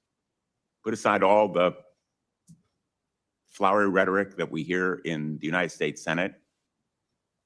Dr. Fauci has saved lives, as have public health officials in the United States and throughout the world. And today, we are demeaning and degrading their life-saving service. Republicans are eager to rebrand you as a villain in order to distract from their own failure to protect Americans from soaring healthcare costs, They've been rising astronomically in the last couple of years. And from unsafe food, which has caused cyclospora to spread, and resurgent measles as a result of the anti-vaccine policy. This hearing is the culmination of a years-long crusade, which started more than 6 years ago when Dr. Fauci dared to contradict President Trump. The campaign to vilify you, Dr. Fauci, is just one part of this larger campaign against science and facts, a campaign that has made Americans less safe. It is shameful that in a country like ours, dedicated public service like Dr. Fauci has experienced persistent threats to his life since the pandemic because of the lies that are told about him. His attorney has been gagged, thrown out of this hearing room. But he has written a letter to the chairman that is an explanation for the reasons why Dr. Fauci is, in fact, invoking his constitutional right. It is a right. And I would ask that this letter from David Schertler and Danny Onato be made a part of the record if there's no Without objection. objection. His attorney has also issued a statement within the last half hour, I believe, that sets forth, again, the reasons that he is here to help protect his client's rights. And I would ask that that statement be made part of the record as well, Mr. Chairman. Without objection. Let's be very clear. The Fifth Amendment is a right of everyone appearing before an authority like this one. It should be respected. And the reason that Dr. Fauci has invoked it, in the words of his attorney, quote, during and after the COVID-19 pandemic, Dr. Fauci appeared at least a dozen times for congressional hearings in the Senate alone in answer to questions about the very issues on which you purport to seek information. He has been thoroughly transparent and consistent in providing factual information to Congress, and he is deeply familiar with the processes and protocols of sharing information with the legislative branch. And then referring to the chairman, this years-long public crusade against Dr. Fauci makes one thing clear. This is not a serious effort to seek information from Dr. Fauci in a transcribed interview for a valid legislative purpose. You are single-mindedly fixated on Dr. Fauci, seeing Dr. Fauci prosecuted for imaginary crimes, and you are so invested in that outcome that you have created a personal brand around it. Those are the words of his attorney. And he cites as well the statements of the chairman, which indicate a clear intent that the result of this proceeding be a prosecution. Quote, the power of some of us must be used for good, like putting Fauci in jail. That's from December 23, 2025. I want to give him a subpoena and a jail cell, also from December of 2025. The first was 2024. Those kinds of statements by the chairman of a committee in tweets certainly provide a well-founded fear that the proceeding underway is simply an effort to trap Dr. Fauci in some kind of criminal wrongdoing. That is not the purpose of a congressional hearing, not the valid purpose of a congressional hearing. During some of the dark days in this body, under Senator Joe McCarthy, it became standard operating procedure to seek that kind of prosecutorial objective. We should not be part of a rerun of that kind of effort. This attempt to rebrand one of the most challenging times in our nation's history is a short-sighted act of desperation that will leave us less prepared for the next pandemic. It is an insult to the memory of more than 1 million Americans who died from COVID-19. If there are valid scientific questions about the origins of this pandemic, COVID-19, about the kinds of steps that were taken to counter it, about the need for more preparation, they should certainly be addressed, but not in a show trial,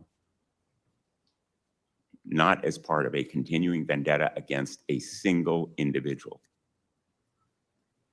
And unfortunately, I fear that is what we are seeing today. America deserves better. Thank you, Mr. Chairman. In no courtroom in America can you have your witness plead the Fifth Amendment, and then your attorney gets to testify.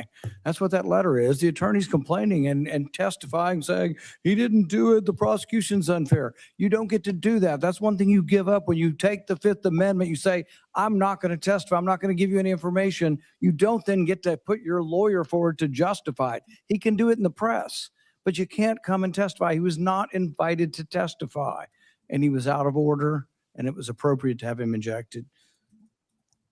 Senator. Chairman Paul, thank you for doing this. I think I know in my state, people have been asking questions about Dr. Fauci for years. So Dr. Fauci, your entry has made clear that you love being a hero, a celebrity, and here having the eyes of the world upon you. You loved every newspaper profile, every photo shoot, every fancy dinner with the elites. To many Americans who lost family members, who lost trust in our federal government, you're not a hero. Unfortunately, you're a villain. You made yourself the story and abandoned the American people to serve your own ego. To begin, I would like to talk about your relationship with David Morenz. He was the senior advisor in the NIAID, Office of the Director, your office, for 16 years. He was your friend. He was a frequent guest at your house. You reportedly co-authored over 50 scientific articles with him. You turned to him first right after COVID-19 first occurred. Earlier this year, the Department of Justice charged him with conspiracy against the United States, in addition to other charges as part of a conspiracy to conceal information and falsify records to suppress alternative theories about the origins of COVID-19.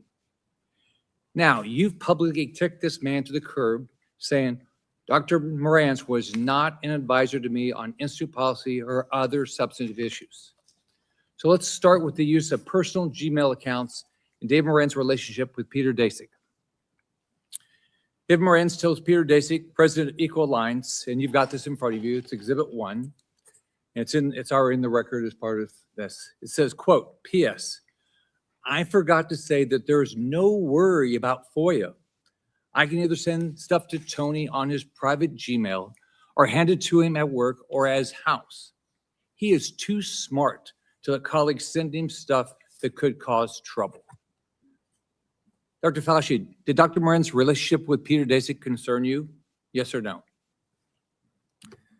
On the advice of counsel, I respectfully decline to answer based upon my rights under the Fifth Amendment to the Constitution. Did David Morenz ever bring documents to your house? On the advice of counsel, I respectfully decline to answer based upon my rights under the Fifth Amendment to the Constitution. Did you ever receive a text about your work at NIAID to your personal cell phone? On the advice of counsel, I respectfully decline to answer based upon my rights under the Fifth Amendment to the Constitution. Did any text about your work at NIAID that went to your personal cell phone ever become part of federal records? On the advice of counsel, I respectfully decline to answer based upon my rights under the Fifth Amendment to the Constitution. Did you maintain a personal email account while serving as director? On the advice of counsel, I respectfully decline to answer based upon my rights under the Fifth Amendment to the Constitution. Did you ever receive work-related communications on that Gmail account from David Morenz? On the advice of counsel, I respectfully decline to answer based upon my rights under the Fifth Amendment to the Constitution. Did you preserve any work-related communications on that Gmail account from David Morenz? On the advice of counsel, I respectfully decline to answer based upon my rights under the Fifth Amendment to the Constitution. Did David Moranz ever provide you with documents outside of those two ways that would violate NIH policy for FOIA compliance? On the advice of counsel, I respectfully decline to answer based upon my rights under the Fifth Amendment to the Constitution. Now let's look at two other communications. You emailed David Moranz on January 26, 2020, quote, "It is important that I speak with you tonight. Please call me at home." This is part of Exhibit 2 that you have in front of you. This email is sent the same day, the exact same day you write in an internal document, quote, "Now we know the market was not the source, it was the amplifier," unquote. Would you call the origins of COVID-19 a substantive issue? On the advice of counsel, I respectfully decline to answer based upon my rights under the Fifth Amendment to the Constitution. Did you discuss COVID-19 origins with David Moranz on this phone call? On the advice of counsel, I respectfully decline to answer based upon my rights under the Fifth Amendment to the Constitution. Now let's take a closer look at the last time you testified before Congress. This is part of what you have in front of you is Exhibit 4, which is part of the record. In June 2024, you testified to Dr. Moranz, quote, "Was not an advisor to me on institute policy or other substantive issues. Furthermore, his office is located in a different building from that of the NIAID director," unquote. Is that still your testimony today? On the advice of counsel, I respectfully decline to answer based upon my rights under the Fifth Amendment to the Constitution. So today under oath, your testimony remains that Dr. Moranz was not an advisor to you on institute policy or substantive matters. On the advice of counsel, I respectfully decline to answer based upon my rights under the Fifth Amendment to the Constitution. Now I've got Exhibit 5, which you have in front of you. On October 24, 2021, David Moranz texted you to provide information about and advocate for the controversial EcoHealth Alliance grant. You thank him and tell him that you will check the information. Would you agree that this shows an advisory relationship between David Moranz and yourself? On the advice of counsel, I respectfully decline to answer based upon my rights under the Fifth Amendment to the Constitution. Do you agree that you two were discussing a substantive issue? On the advice of counsel, I respectfully decline to answer based upon my rights under the Fifth Amendment to the Constitution. If documentary evidence establishes that Dr. Moranz advised you regarding EcoHealth Alliance, COVID origins, or grant policy, then your June 2024 testimony would have been inaccurate, correct? On the advice of counsel, I respectfully decline to answer based upon my rights under the Fifth Amendment to the Constitution. Is there any document in your possession today that would contradict your prior congressional testimony? On the advice of counsel, I respectfully decline to answer based upon my rights under the Fifth Amendment to the Constitution. Have you deleted, destroyed, or instructed anyone to destroy records after learning Congress is investigating these matters? On the advice of counsel, I respectfully decline to answer based upon my rights under the Fifth Amendment to the Constitution. Are you aware of anyone who did? On the advice of counsel, I respectfully decline to answer based upon my rights under the Fifth Amendment to the Constitution. As you know, Dr. Moranz now faces charges related to destroying records while you distance yourself from him. Is that fair to a decades-long friend? On the advice of counsel, I respectfully decline to answer based upon my rights under the Fifth Amendment to the Constitution. When is the last time you spoke to him? On the advice of counsel, I respectfully decline to answer based upon my rights under the Fifth Amendment to the Constitution. In hindsight, are you disappointed how you handled COVID? Do you have any regrets? On the advice of counsel, I respectfully decline to answer based upon my rights under the Fifth Amendment to the Constitution. Dr. Fauci, I want to close with this. Here's how you impacted my family and people close to me. I have daughters with children. You can't imagine the questions they had around vaccines for their kids and themselves, and the pressure, the unbelievable pressure to make the right decision for their health.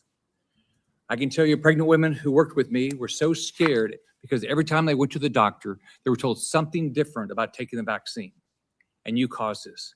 Imagine being a mom trying to protect their kids, or an expectant mother trying to figure out what to do.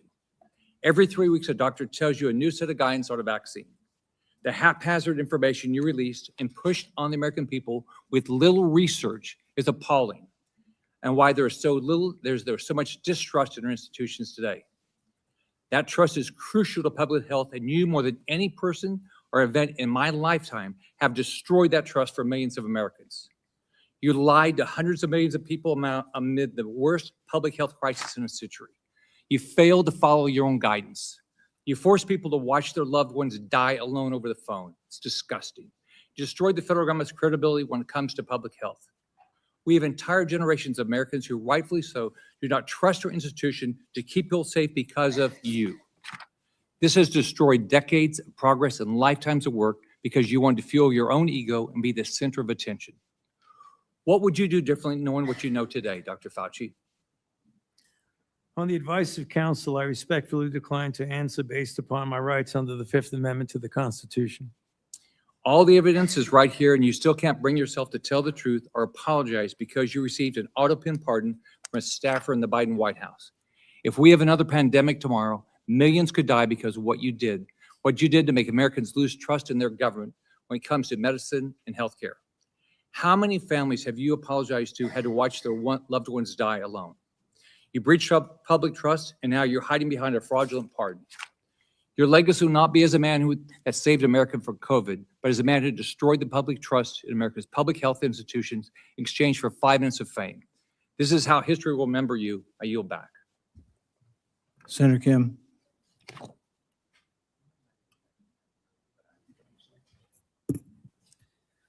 Thank you, Dr. Fauci, for coming on out in front of this committee. I know it's not what you would want. It's not what you deserve. I just want to say and start by just saying thank you to you for your service to this nation. I didn't know much about you prior to the pandemic. I came to learn about you from however many Americans did, but I also had the opportunity to talk to you and engage with you as someone who is a member of the Select Committee on the Coronavirus Crisis over in the House of Representatives. When I learned about your background, 38 years as the director of the National Institute of Allergy and Infectious Disease, appointed by President Reagan, served under 7 presidents, 4 Republicans and 3 Democrats. I admire that greatly. I myself had a chance to serve in the executive branch, serving government under both a Republican president and a Democratic president. And I believe that we need more of that type of work, a place where we can understand our jobs not as coming from a place of partisanship and politics, but that of just public service. And right now, I feel the hyperpartisanship growing in this country in dangerous ways. I feel it much more present here on the Hill than I did back when I served as a nonpartisan career public servant at the State Department. And I worry about it. I worry about what kind of trajectory we're on as a country and what this causes when it comes next for public service and those willing to step up for our nation. And it's not just in the attacks, but we see it brought out with the cuts to funding, to the firing of federal workers, to the demonization of their motivations, people calling our public servants criminals, thinking that they are there solely to undermine others that are trying to engage. I look at it right now. You know, it's not just that the people are being attacked, our public servants being attacked, but that it's undermining the very nature of the work of governance. You know, these cuts to HHS funding, to NIH funding, to the grants, cuts to the researchers doing the critical work to find cures and medicines. These firing, these cuts, they're creating a chilling effect, honestly, a chilling effect for the next generation of people who might consider stepping up to serve our nation, to be the next generation of researchers who now are wondering whether or not this is the right thing for them to do at a time when they see some of their colleagues or those that they looked up to being attacked, their funding being cut. Researchers that I talk to who are now either leaving the country or considering leaving the country to do their work because of the sheer unpredictability of America. That this nation so great, so powerful has now been crippled with this sense of unpredictability and unreliability. That is not the type of country that I hope we strive to be. I've raised this because these attacks upon Dr. Fauci, it's not just about him. It's sending signals to others who are thinking about serving our country, our scientists, our doctors, our healthcare professionals, our researchers, trying to show to them that if you don't get in line with the politics, that you will also potentially be subject to attacks. And from the work that he has done, from HIV/AIDS to Ebola to COVID, we've seen him try to engage in these crises. They're not easy, especially when it's a novel disease, when you don't know what comes next, a lot of unknowns, having to make decisions without the full breadth of knowledge we always wish we had in hindsight. But there is nothing perfect, no perfect clarity when it comes to pandemics, when it comes to crises. I worked in national security and wars and crises. I made judgment calls, gave my best advice to generals, to ambassadors, even to a president. Did I get it all right? No. Did I do my best? I did everything I thought I could with the information that I had. The public servants, they do this work because they love this country and that they strive to improve it. It's not an easy job, but it is because there is so much at stake in our country. But these public servants do it because they are in the arena.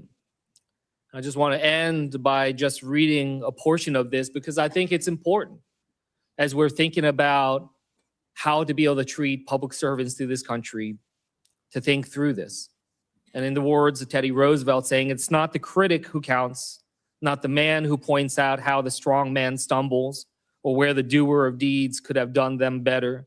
The credit belongs to the man who is actually in the arena, whose face is marred by dust and sweat and blood, who strive valiantly, who errs but comes short again and again, who spends himself in a worthy cause, who at the best knows in the end the triumphs of high achievement, and who at the worst, if he fails, at least he fails while daring greatly, so that his place shall never be with those cold and timid souls who neither know victory nor defeat. Thank you for your service, Dr. Fauci. I yield back. Senator Alling. Thank you, Mr. Chairman. Well, nothing says honesty like taking the fifth, huh, Doc? Let's try something. What day of the week is it today? On the advice of counsel, I respectfully decline to answer based upon my rights under the Fifth Amendment to the Constitution. What color tie are you wearing? On the advice of counsel, I respectfully decline to answer based upon my rights under the Fifth Amendment to the Constitution. What color is the carpet in front of you? On the advice of counsel, I respectfully decline to answer based upon my rights under the Fifth Amendment to the Constitution. Let's just get one thing straight. You don't have any rights under the Fifth Amendment because you've been pardoned, as you very well know. As the Supreme Court has been clear for a century and more, Brown versus Walker, 1896, when he has been pardoned, he may not stand upon his privilege. You know that. Your lawyers sitting behind you now shifting nervously in their chairs. They know it. This isn't about the Constitution. This isn't about the law. This is about contempt. Contempt for this body and contempt for the American people. But I think I know why you're doing it. It's because you don't want to answer questions. It's because you did all kinds of terrible things. It's because during the pandemic, you got rich, didn't you? You got rich while people were dying, hundreds of thousands of Americans, over 1 million in the end, and you were getting rich. And not only were you doing that, you were using federal employees with taxpayer money to apply for and solicit cash prizes for you personally, cash prizes totaling over $1 million. You did all of that during the pandemic, didn't you? That's a question. On the advice of counsel, I respectfully decline to answer based upon my rights under the Fifth Amendment to the Constitution. You remember Greg Folkers? Who was that? On the advice of counsel, I respectfully decline to answer based upon my rights under the Fifth Amendment to the Constitution. Your chief of staff is the answer. Do you remember Patricia Conrad? Who was that? On the advice of counsel, I respectfully decline to answer based upon my rights under the Fifth Amendment to the Constitution. She was your personal assistant. And what were these individuals doing in the depth of the pandemic in November of 2020 when millions of Americans were suffering from COVID? What were they doing? I tell you what they're doing. Folkers was on your behalf soliciting and gathering information for a cash award. Let's look at it. We've got his email right here, right over my shoulder. Volker says, I'm working on this nomination for the Dan David Award for Fauci. We need to beef up the COVID part. Do you have language in the can that you could share that delineates how we responded in new ways to COVID? He sends this to multiple federal employees. What was the Dan David Award? Do you remember, Doc? On the advice of counsel, I respectfully decline to answer based upon my rights under the Fifth Amendment to the Constitution. It was a $900,000 cash award. $900,000 cash award. And he got it because he used federal employees to get it. And this wasn't the only award, was it, Dr. Fauci? In fact, you applied for and received at least 8 other federal cash prizes on federal time using federal employees and federal resources. Here they are over my shoulder.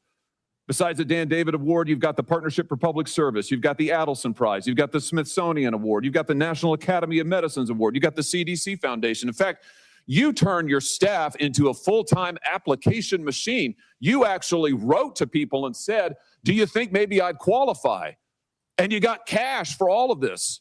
And it wasn't just 1 or 2 employees, was it? In fact, you used 8 separate federal employees on federal time using federal resources to solicit cash awards. Isn't that true? On the advice of counsel, I respectfully decline to answer based upon my rights under the Fifth Amendment to the Constitution. Here they are right over my shoulder. Here's all of them. The people that you use, federal employees, so that you could go and get cash money. And the most hilarious part is that you weren't content to even dragoon them into applying for all of these cash awards.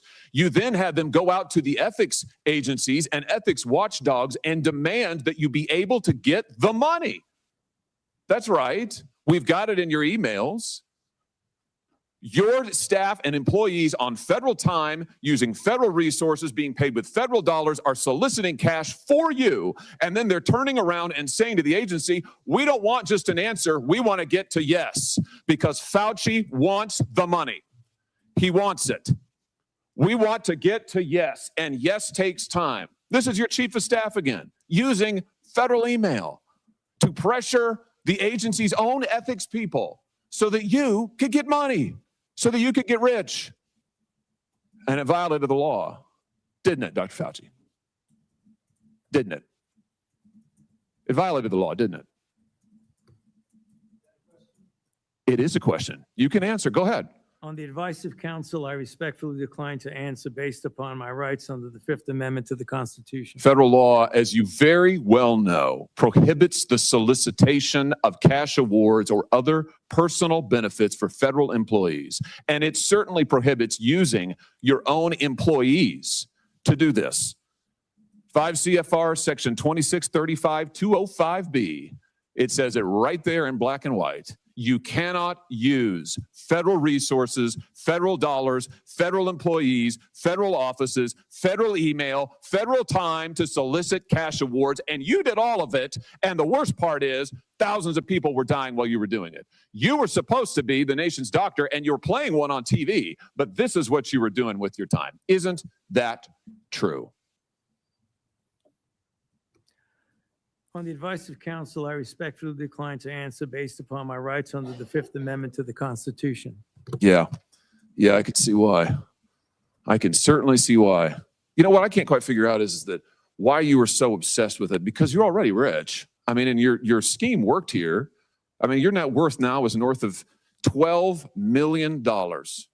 You got over $1 million in cash awards during COVID, during a 12-month, 24-month span during COVID. $1 million you knocked down in cash money using federal resources. Now you're worth more than $12 million. You've got a pension that in its first year paid out north of $400,000 a year. 1 million people dead, you're getting rich. 1 million people dead, you're using federal employees to get cash awards for you. 1 million people dead, and you're here taking the fifth because you don't want to admit that what really happened in all that time was a multi-month, multi-year course of self-dealing.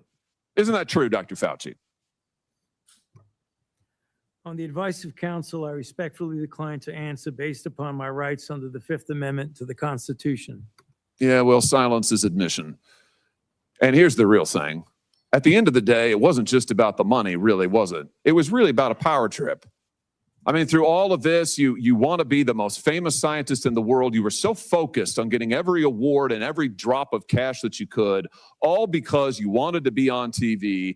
You wanted to be the sun god of science. You wanted to be the guy who was in charge of it all. You wanted to lambaste Trump. You wanted to make sure that nobody else stole your spotlight. You wanted to be the guy. You had time to sit for InStyle magazine. Here's what you were doing with your time. You could sit for InStyle magazine, but you can't answer questions for the American people. You could sit for InStyle magazine, but you're here taking the fifth. You could sit for InStyle magazine and get $1 million in cash awards, but now the cat's got your tongue. I bet he does. I tell you what, here's my conclusion from all of this. This was really all about you the whole time. Somewhere along the way, you lost your way. You may have been a good public servant at one time. I don't know. But what I can tell you from reading your emails now, from looking at what you did, how you used your employees, somewhere along the line, it became all about you. You became a narcissist and a megalomaniac and a liar.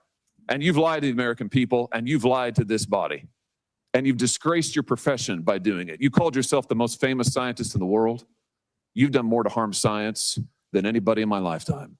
And I hope you'll go home and write that in your diary. Thank you, Mr. Chairman. Senator Fetterman. Thank you, Mr. Chairman. Dr. Fauci, I'm not here to perhaps attack you or defend or anything. It's really just more, honestly, I just want to acknowledge I have had members of my family die from COVID, and now I also grieve for people that I've met that have lost their business through the pandemic, and they'll never been the same.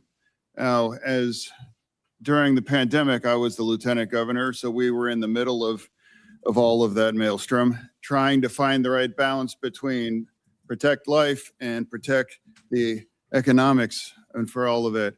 And I'm not sure if we got it all right or wrong, but without a doubt, I can continue to question myself. But one that it's not about much more your regrets, but I have one.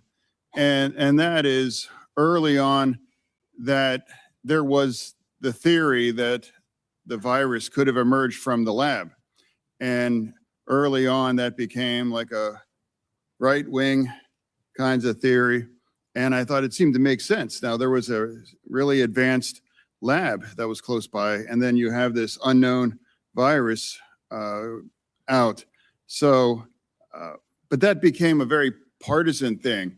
And now it seems now it's more and more emerging theory that would have come from the lab. Now, I think that the next time our nation's facing something like this, we are not become, as I might have been, blinded by the partisan idea that maybe the truth might come from a side that's different than you are. But I think we should really be willing to pursue truth, no matter where that may have emerged, after for all of that. So, and I now cede the remain back to the chair. Thank you. Senator Moreno. Thank you, Mr. Chairman. And I will echo Senator Johnson's comments about your opening statement, Mr. Chairman. I think it was dead on. Very, very well done. Mr. Fauci, do you know who David Schertler is? On the advice of counsel, I respectfully decline to answer based upon my rights under the Fifth Amendment to the Constitution. Fifth Amendment of the Constitution. What does the Fifth Amendment of the Constitution say?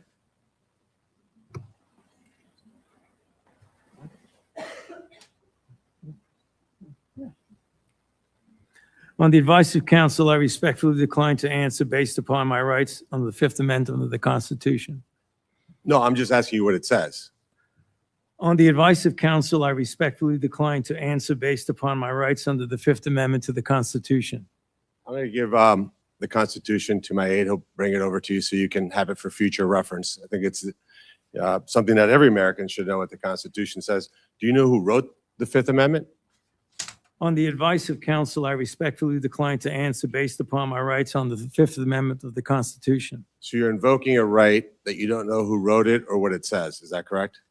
On the advice of counsel, I respectfully decline to answer based upon my rights under the Fifth Amendment to the Constitution. Wow. All right, let me tell you who David Schertler is for the audience, because he was ejected by the chairman. He's a high-profile criminal attorney. He's represented some really great people, like Senator Bob Menendez. Maybe that's somebody who my Democrat colleagues may remember took gold bars as bribes from the Egyptians. And there's an article here in the Washington Free Beacon that talks about why you would hire a guy like David Schertler. And the comment is, if you're in deep shit, that's who you call. Do you feel like you're in deep shit? On the advice of counsel, I respectfully decline to answer based upon my rights under the Fifth Amendment to the Constitution. Clearly, what you think today is that somehow you're above reproach. Somehow you feel like you don't need to be treated like a normal American. Can you do me a favor in the audience and stand up if during the time of the COVID pandemic, you were called a racist for calling the virus a Wuhan virus or the China virus? If you thought the 6-foot rule was total crap, if you thought the vaccine wasn't something that you should take, if you thought it was outrageous the way the mask policy was rolled out, if you were fired from your job for not taking that vaccine, including members of the military, if you thought closing schools was catastrophically stupid, and that you thought that during these times saying these things made you somehow a lesser human being. Dr. Fauci, can you just turn around and look at the people behind you? You're not willing to do that? That's not a question. It's not a question. To your lawyers, not a question. It's a request. All you have to do is look up from your lawyers and look at the people who were absolutely shamed for saying what we know now to be the truth. You can't even look at them? That's a question. Are you able to look at them? You can sit down in the audience.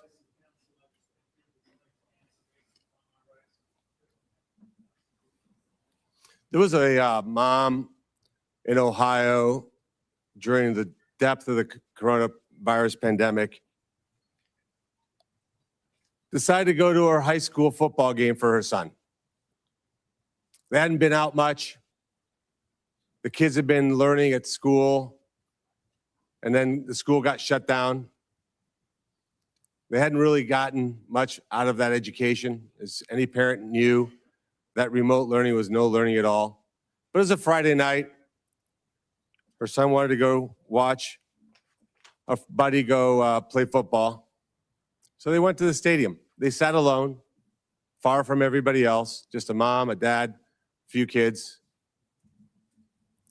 They didn't feel they needed to wear masks because it was stupid, because they were outside.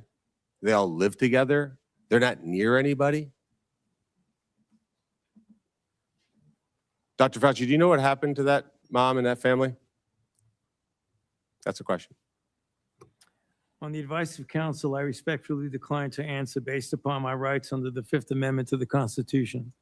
They were dragged out of that stadium and arrested. Those policies were put in place because you had moronic politicians that listened to the words of a megalomaniac who was more interested in having met a Kardashian than the suffering of the American people. And that is you. your advice to communities like that, to idiotic politicians who enforce those rules, arrested that mom for watching a football game with her own family outside. When that story broke, I said to myself, I cannot stand idly on the side and watch this happen. It was about 6 years ago today that I decided I'm going to give up my businesses, sell them all, run for office, run for the United States Senate. Here I am sitting in front of you 6 years later saying, who the fuck do you think you were for doing that? It is a total disgrace what you did to this country. And if my Democrat colleagues are standing there defending you, I hope the voters of the United States of America watch the clips of every one of you doting on a guy who was more interested in being a celebrity than saving American people. I will make it my mission to make certain that every single one of those Democrats who did that will see that clip over and over and over again. Because there is no defense of what you did. You may have had a 50-plus year legacy of public service, but it ends in total and complete disgrace. So let me ask you an opportunity to answer one question. Will you apologize, just apologize, to the people who you harmed through your actions? Will you say, do you have the dignity to just say you're sorry? On the advice of counsel, I respectfully decline to answer based upon my rights under the Fifth Amendment to the Constitution. So you won't apologize to the military members who Joe Biden summarily dismissed from the military for not taking the vaccine? On the advice of counsel, I respectfully decline to answer based upon my rights under the Fifth Amendment to the Constitution. Will you apologize to the business owners that lost their business, shattered their lives, and they'll never recover? On the advice of counsel, I respectfully decline to answer based upon my rights under the Fifth Amendment to the Constitution. Will you apologize to the moms who had to force their infant children, 2, 3, 4-year-olds, to put masks on, and what that did and how that traumatized those kids?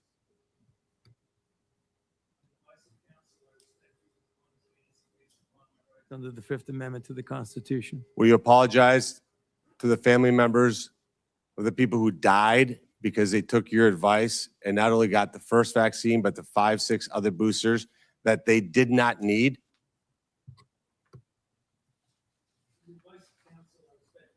To answer based upon my rights under the Fifth Amendment to the Constitution. Will you apologize to that mom from Ohio for being arrested for watching a football game with her family?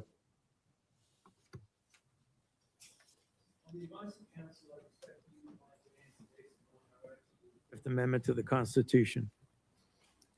So you didn't know who wrote the Fifth Amendment. It's James Madison. Lived in this town. I can only wonder what he would think of somebody like you invoking his writings to shield culpability for the actions that you took. It's no secret why you have to hire the biggest dirtbag attorney on the planet, because of what you did. I hope you're paying him well. And I hope that one way or the other, somewhere, sometime, you answer for your crimes. There are 4 more senators to go. Hearing 2 Republicans, 2 Democrats. Mr. Chairman, for holding this important hearing today. Dr. Fauci, Americans haven't forgotten the tragic stories of people who lost loved ones during COVID and those that were denied a chance to say goodbye to their family members that were in hospitals or residing in nursing homes because of the COVID-19 protocols.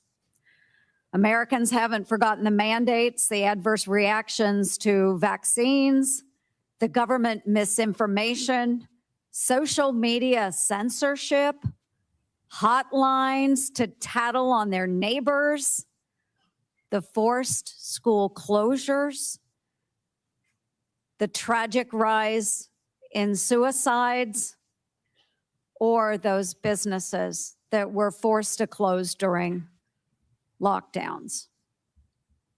Americans haven't forgotten the hundreds of billions of dollars spent by taxpayers for COVID relief, stolen by fraudsters who bought Rolls Royces and yachts. These were taxpayer dollars. Americans have lost trust in science and government after the COVID response. Trust which will be incredibly difficult for us to gain back. Dr. Fauci, you said that the science was evolving and that your recommendations evolved with it. But Americans remember you as the public face of the coronavirus response. As one of the nation's most trusted voices, you urged policies you said were absolutely necessary, even when those policies came at an enormous human and economic cost.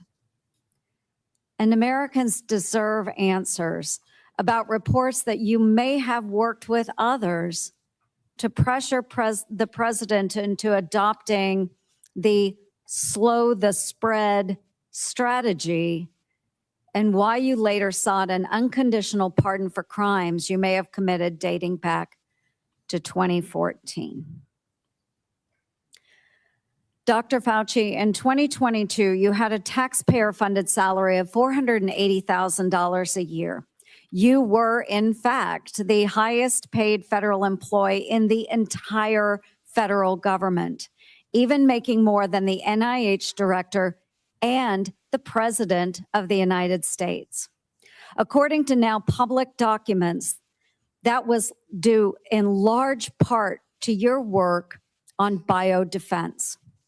Unreported is how NIAID spent over $1 billion from 2009 to 2026 in biodefense and influenza federal contracts and subcontracts.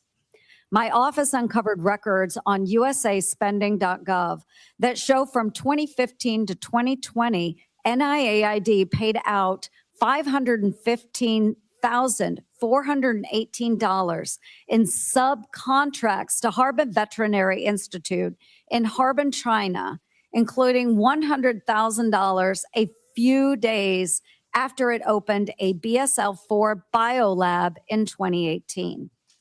That very same institute was criticized for doing gain-of-function bird flu research in 2013. And yet you were funding them for years after that, sending U.S. taxpayer dollars to China. These contracts, which we also trace to NIAID, show U.S. taxpayers funded gain-of-function researchers in the Netherlands and in Wisconsin, funding the same folks whose controversial work led President Obama to pause this exact type of dangerous pandemic research. Dr. Fauci, did you know that the NIH's billion-dollar Sears contract programs were funding gain-of-function researchers in China, the U.S., and in the Netherlands? On the advice of counsel, I respectfully decline to answer based upon my rights under the Fifth Amendment to the Constitution.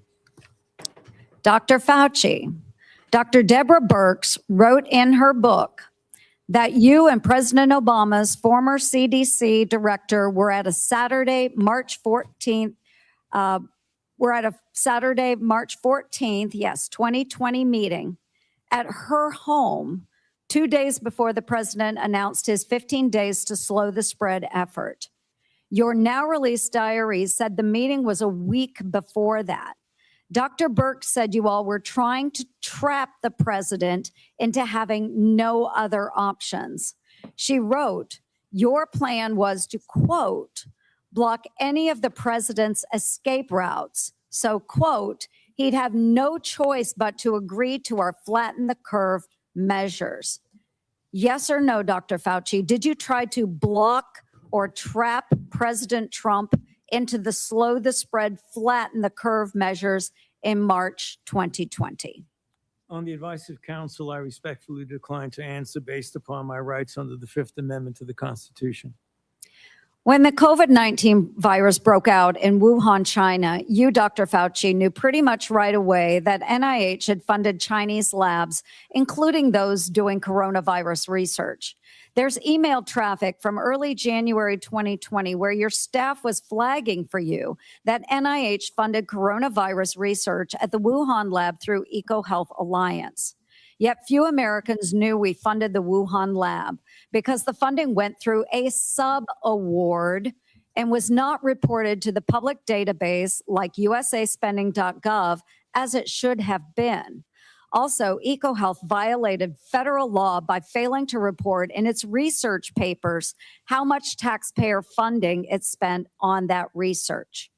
At my request, the Government Accountability Office helped track down that $1.4 million of U.S. taxpayer money that was sent to the Wuhan Institute of Virology, both by you, Dr. Fauci, and through USAID. But first, it passed through EcoHealth Alliance, which I helped to get defunded through the NDAA. Dr. Fauci, did you intentionally use subaward funding to obscure NIH funding of Chinese biolabs and coronavirus research? On the advice of counsel, I respectfully decline to answer based upon my rights under the Fifth Amendment to the Constitution. NIAID awarded multi-million-dollar grants to a number of scientists shortly after they wrote publicly in the Proximal Origins paper that the COVID virus likely came from nature. Though documents Chairman Paul released last week show in private, those same scientists were much more open to the virus being from a lab. In 2023, Representative Jordan insinuated that you basically gave a $9 million bribe in the form of an NIH grant to NIH-funded virologists to say the virus likely was from nature. Dr. Fauci, yes or no, did you reward the Proximal Origin authors by giving them NIAID grants or contracts? Decline to answer based upon my rights under the Fifth Amendment to the Constitution. Dr. Fauci, we have learned that U.S. coronavirus researchers at UNC shipped, quote, humanized or transgenic mice to China by around 2017 for use in their dangerous coronavirus work. Under your NIAID coronavirus, researchers also used aborted baby body parts in mice research, and taxpayers paid for them to do that. NIH-funded coronavirus researcher Dr. Ralph Barrick and his colleagues at UNC put parts of livers, thymuses, and chunks of human fetal lung that they got from aborted, almost 5-month-old human babies. They put those parts in their research mice. They disgustingly named them BLTL mice and wrote they had created a, quote, sandwich of aborted body parts in the mice. Get it, folks? BLT. A BLT sandwich. Your RML lab employees in Montana also ordered and used aborted baby body parts in their taxpayer-funded research. And emails show how they plan to use those mice for post-COVID work. NIH funded putting aborted babies' fingers and scalps off the heads of aborted babies and putting them into the backs of research mice. The scalps later grew fine baby hair in the mice. They even included those disgusting photos in their research paper that you funded. Not all of those were research on coronaviruses, but some were. Thankfully, the current NIH director has said no more of this. Dr. Fauci, yes or no, do you think that human aborted parts should be put into mice for coronavirus research? The advice of counsel, I respectfully decline to answer based upon my rights under the Fifth Amendment to the Constitution. Mr. Chairman, would you direct the witness to answer the questions that we have been asking? He probably would if he was here, but I can direct it. But I think we understand his answer. We do understand that. Americans are asking for accountability, Dr. Fauci, and your silence is very telling. Thank you, Mr. Chair. Senator Moody. Thank you, Mr. Chairman. I'm the most junior member of the Senate here, showing from where I sit. I just got here last year. Many of you may remember I was the Attorney General in Florida who fought back against the lockdowns, the school closures, the church closures, everything to embrace sanity and science. We fought back. We got ridiculed for it. And we didn't just call people names. We actually impaneled a grand jury of people of all walks of life, all political persuasions. So that's how I came here, fighting for a free state amongst states that had locked their own people down. We are now called the Free State of Florida. And I believe our responsibility here is to make sure that government remembers the people are our bosses, that we report to them, that we're accountable to them. Government shouldn't operate for itself. Government operates on behalf of and for the American people. And anytime we get close to reporting back to our bosses about what government has done or how it's been abused, or how individuals that are employed by the government had acted in their own self-interest or against the interests of the American people, every time we get close, if we start uncovering outrageous fraud, we'll have a hearing. And the tactics have been to not show up.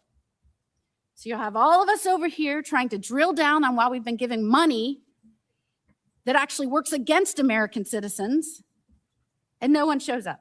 Today nobody's here at the moment. Today there seems to be a different tactic. Today we have Democrats showing up and trying to spin why we shouldn't even be having this hearing to report back to our bosses. As one said, today's hearing does damage. It will deter others from public service.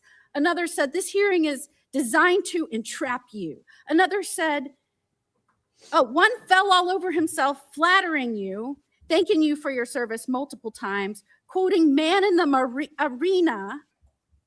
Another said that we are demeaning first responders. And today is a sad play in a repeated playbook, or we're going after one man. I mean, all of their time was used on why we should not be having the hearing to report back to our bosses and give the people accountability. So I would like to talk about that because I believe that the trust the American people place in our public health institutions and what happened to that trust during COVID is important. Because in a public health emergency, they are asked to make extraordinary sacrifices based on advice given to them by the government that is supposed to be working for them. And for that system to work, the public has to be able to trust the people giving them instructions. That trust depends on candor. Would you agree with that, Dr. Fauci? On the advice of counsel, I respectfully decline to answer based upon my rights under the Fifth Amendment to the Constitution. And when the evidence is uncertain, officials need to say so. When recommendations are based on assumptions rather than hard data, they need to say so. And when they get something wrong, they need to own it. And when the trust is lost and the consequences extend far beyond any single pandemic, the next time public health officials genuinely need Americans to listen, millions of people may simply ignore them or not believe them. And Dr. Fauci, you were undeniably the face of the federal government's COVID response. You said so yourself in your diary. You said it's not hyperbole to say, I've become the most famous and talked about person in the country. So I want to understand how we got here. Let's start at the beginning. All right, everybody, I'm going to hop in here for a little bit. We've been watching for a little over 2 hours, about 2 hours and 20 minutes here. This has been the testimony of Dr. Anthony Fauci in front of the Senate Homeland Security and Governmental Affairs Committee. I am Meagan Medick from NewsNation's Unreported. Thank you so much for watching the live stream with us. We will continue to have the live stream on the screen, and our producers are watching with us. So if anything happens, we will turn the volume back up for you and flag you to that moment immediately. But we want to get to some of the recap and some of the analysis of what's actually going on here and what we have heard today. We know that Dr. Fauci has pled the fifth. He has pled the fifth for everything that has been asked of him today from this committee. This committee has 15 senators on it, 8 Republicans and 7 Democrats. We have an absolute all-star panel with us right now who can give us some expert opinions and advice and tell us exactly what's going on, breaking down what's in the room. I'm going to give you guys a quick recap of who our panel is. We have Robert Driscoll. He is a legal analyst, former senior DOJ official, extensive experience with congressional investigations, subpoenas, and witness representation. You know what it's like to be in that room right now with Fauci. We have Dr. Amesh Adalja. He is a medical and biosecurity expert, an infectious disease physician, senior scholar at the Johns Hopkins Center for Health Security. You may recognize him. He was one of the faces of the pandemic, helping Americans navigate us through when the pandemic was first happening in those early days. And then we have trial attorney. We have Reagan Charleston Thomas here, who's going to help us figure out what can actually happen in court going forward. So if you've been watching with us, just a quick recap, this has just been a complete politicization of science. We would think that a hearing over COVID would be bipartisan because it affected everyone. But of course, this is Washington, D.C., so the Democrats and the Republicans took an opportunity to go after each other and the situation. Democrats are attacking the Trump administration and the state of health in the United States today, while Republicans are strongly focusing on Fauci's alleged role in gain-of-function research, vaccine distribution, and public deception. As I said at the top, Fauci has been pleading the fifth, on everything that he has been asked. We have a quick moment from this hearing that we could not see due to the one camera angle of this courtroom. We do have it for you that we will be able to pull. This is Fauci's lawyer being thrown out of the room by Senator Rand Paul. His name was David Schertler. We're just going to roll that clip for you just for 1 second so everyone can kind of see what was going on there. Security, please remove him from the room.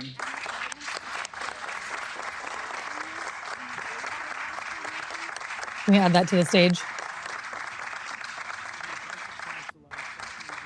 Oh, yep, I see it at the bottom there.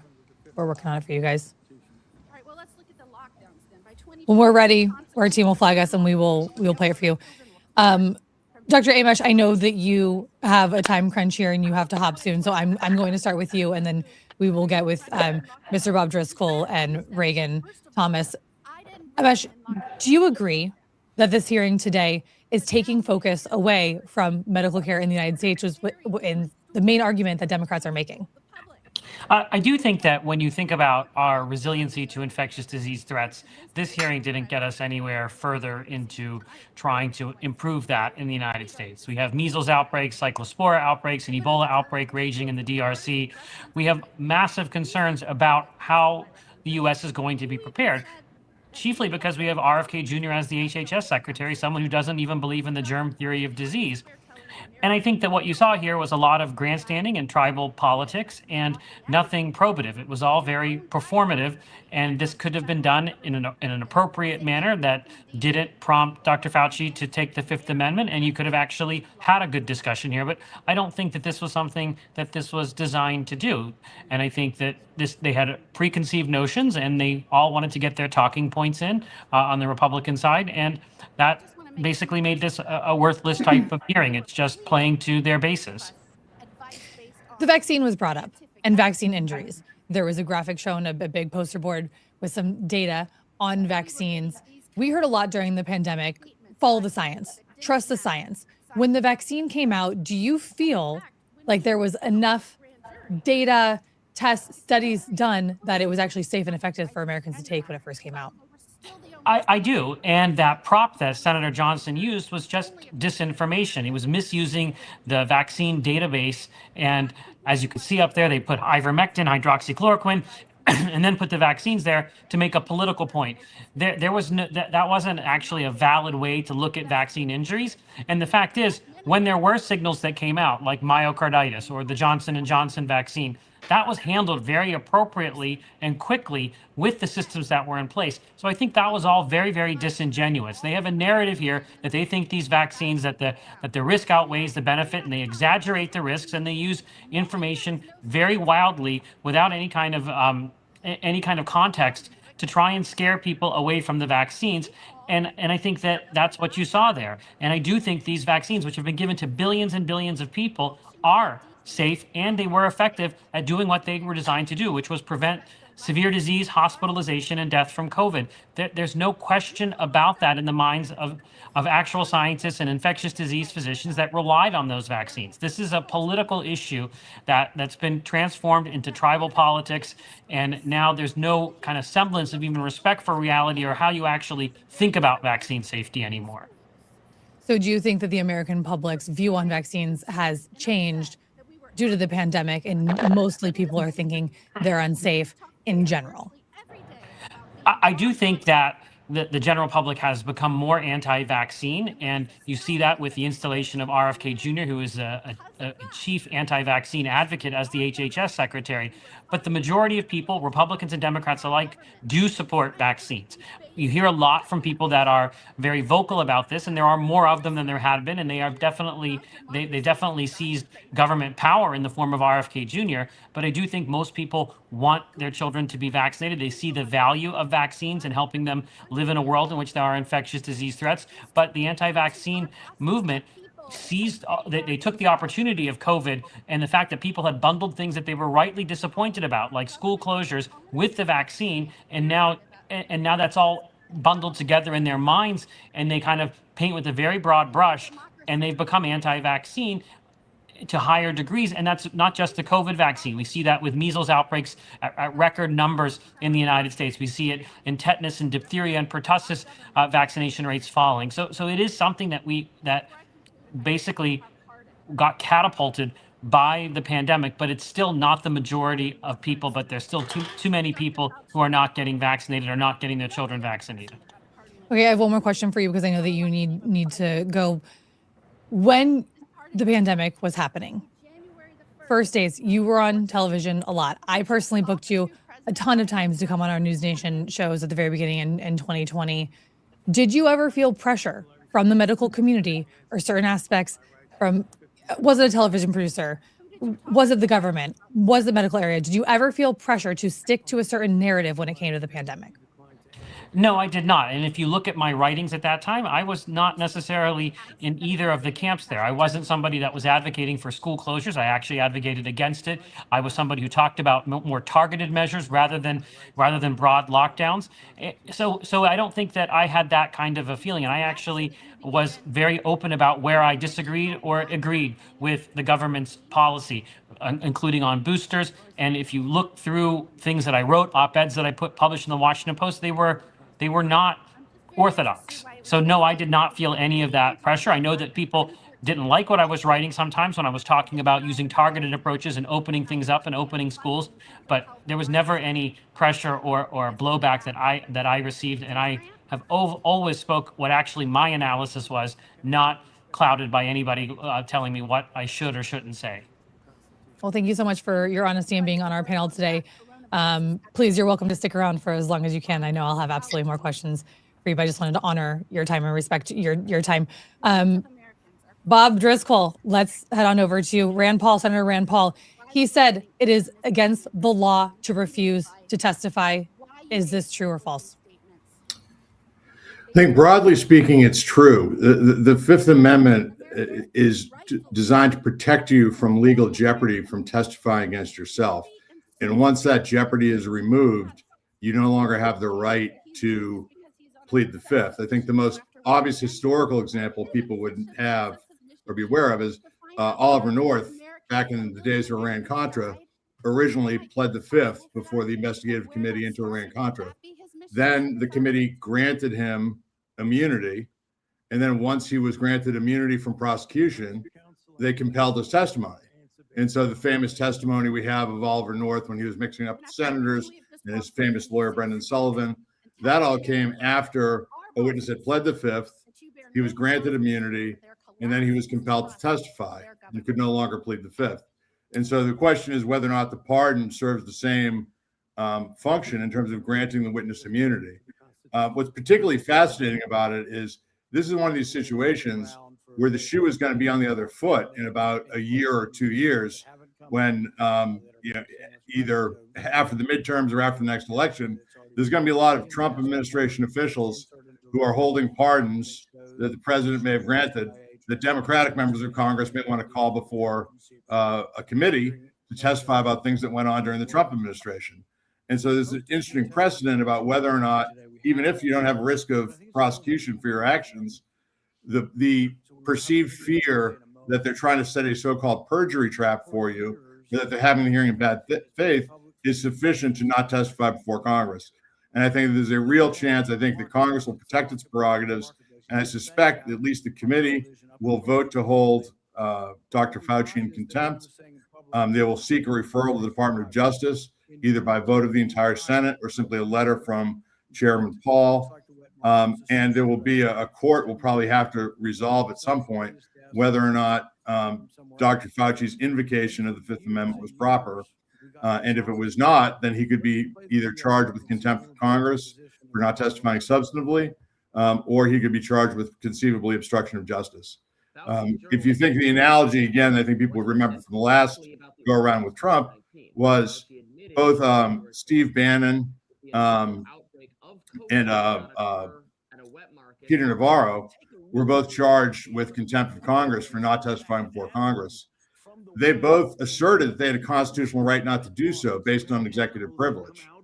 But then the courts reviewed that in the course of the prosecutions. They reviewed that assertion and decided that that invocation of a constitutional right was not valid under the circumstances. And so I suspect there could be similar litigation that will go on here should the Senate or should Senator Paul decide to pursue it. So I think broadly speaking, Senator Paul is right that the invocation of the fifth is not generally proper when you're not at risk of jeopardy. Because if you think about it from a separation of powers perspective or from a congressional authority perspective, if simply prospectively you're worried that the committee is going to charge you with a false statement in bad faith, then anybody could plead the fifth and not give substantive testimony at any time, whether or not they've been granted immunity, whether or not they've been granted a pardon, whether or not they had a risk of prosecution. So I think it is going to be something that I'll be following it closely to see what the follow-up is. It seemed to me like Dr. Paul or Senator Paul was surprised by the invocation because it took him a little while to kind of get his bearings and make the legal case. And several Republican senators talked about how it was Dr. Fauci's right to invoke the fifth, which I'm not positive upon reflection Chairman Paul would wish they said.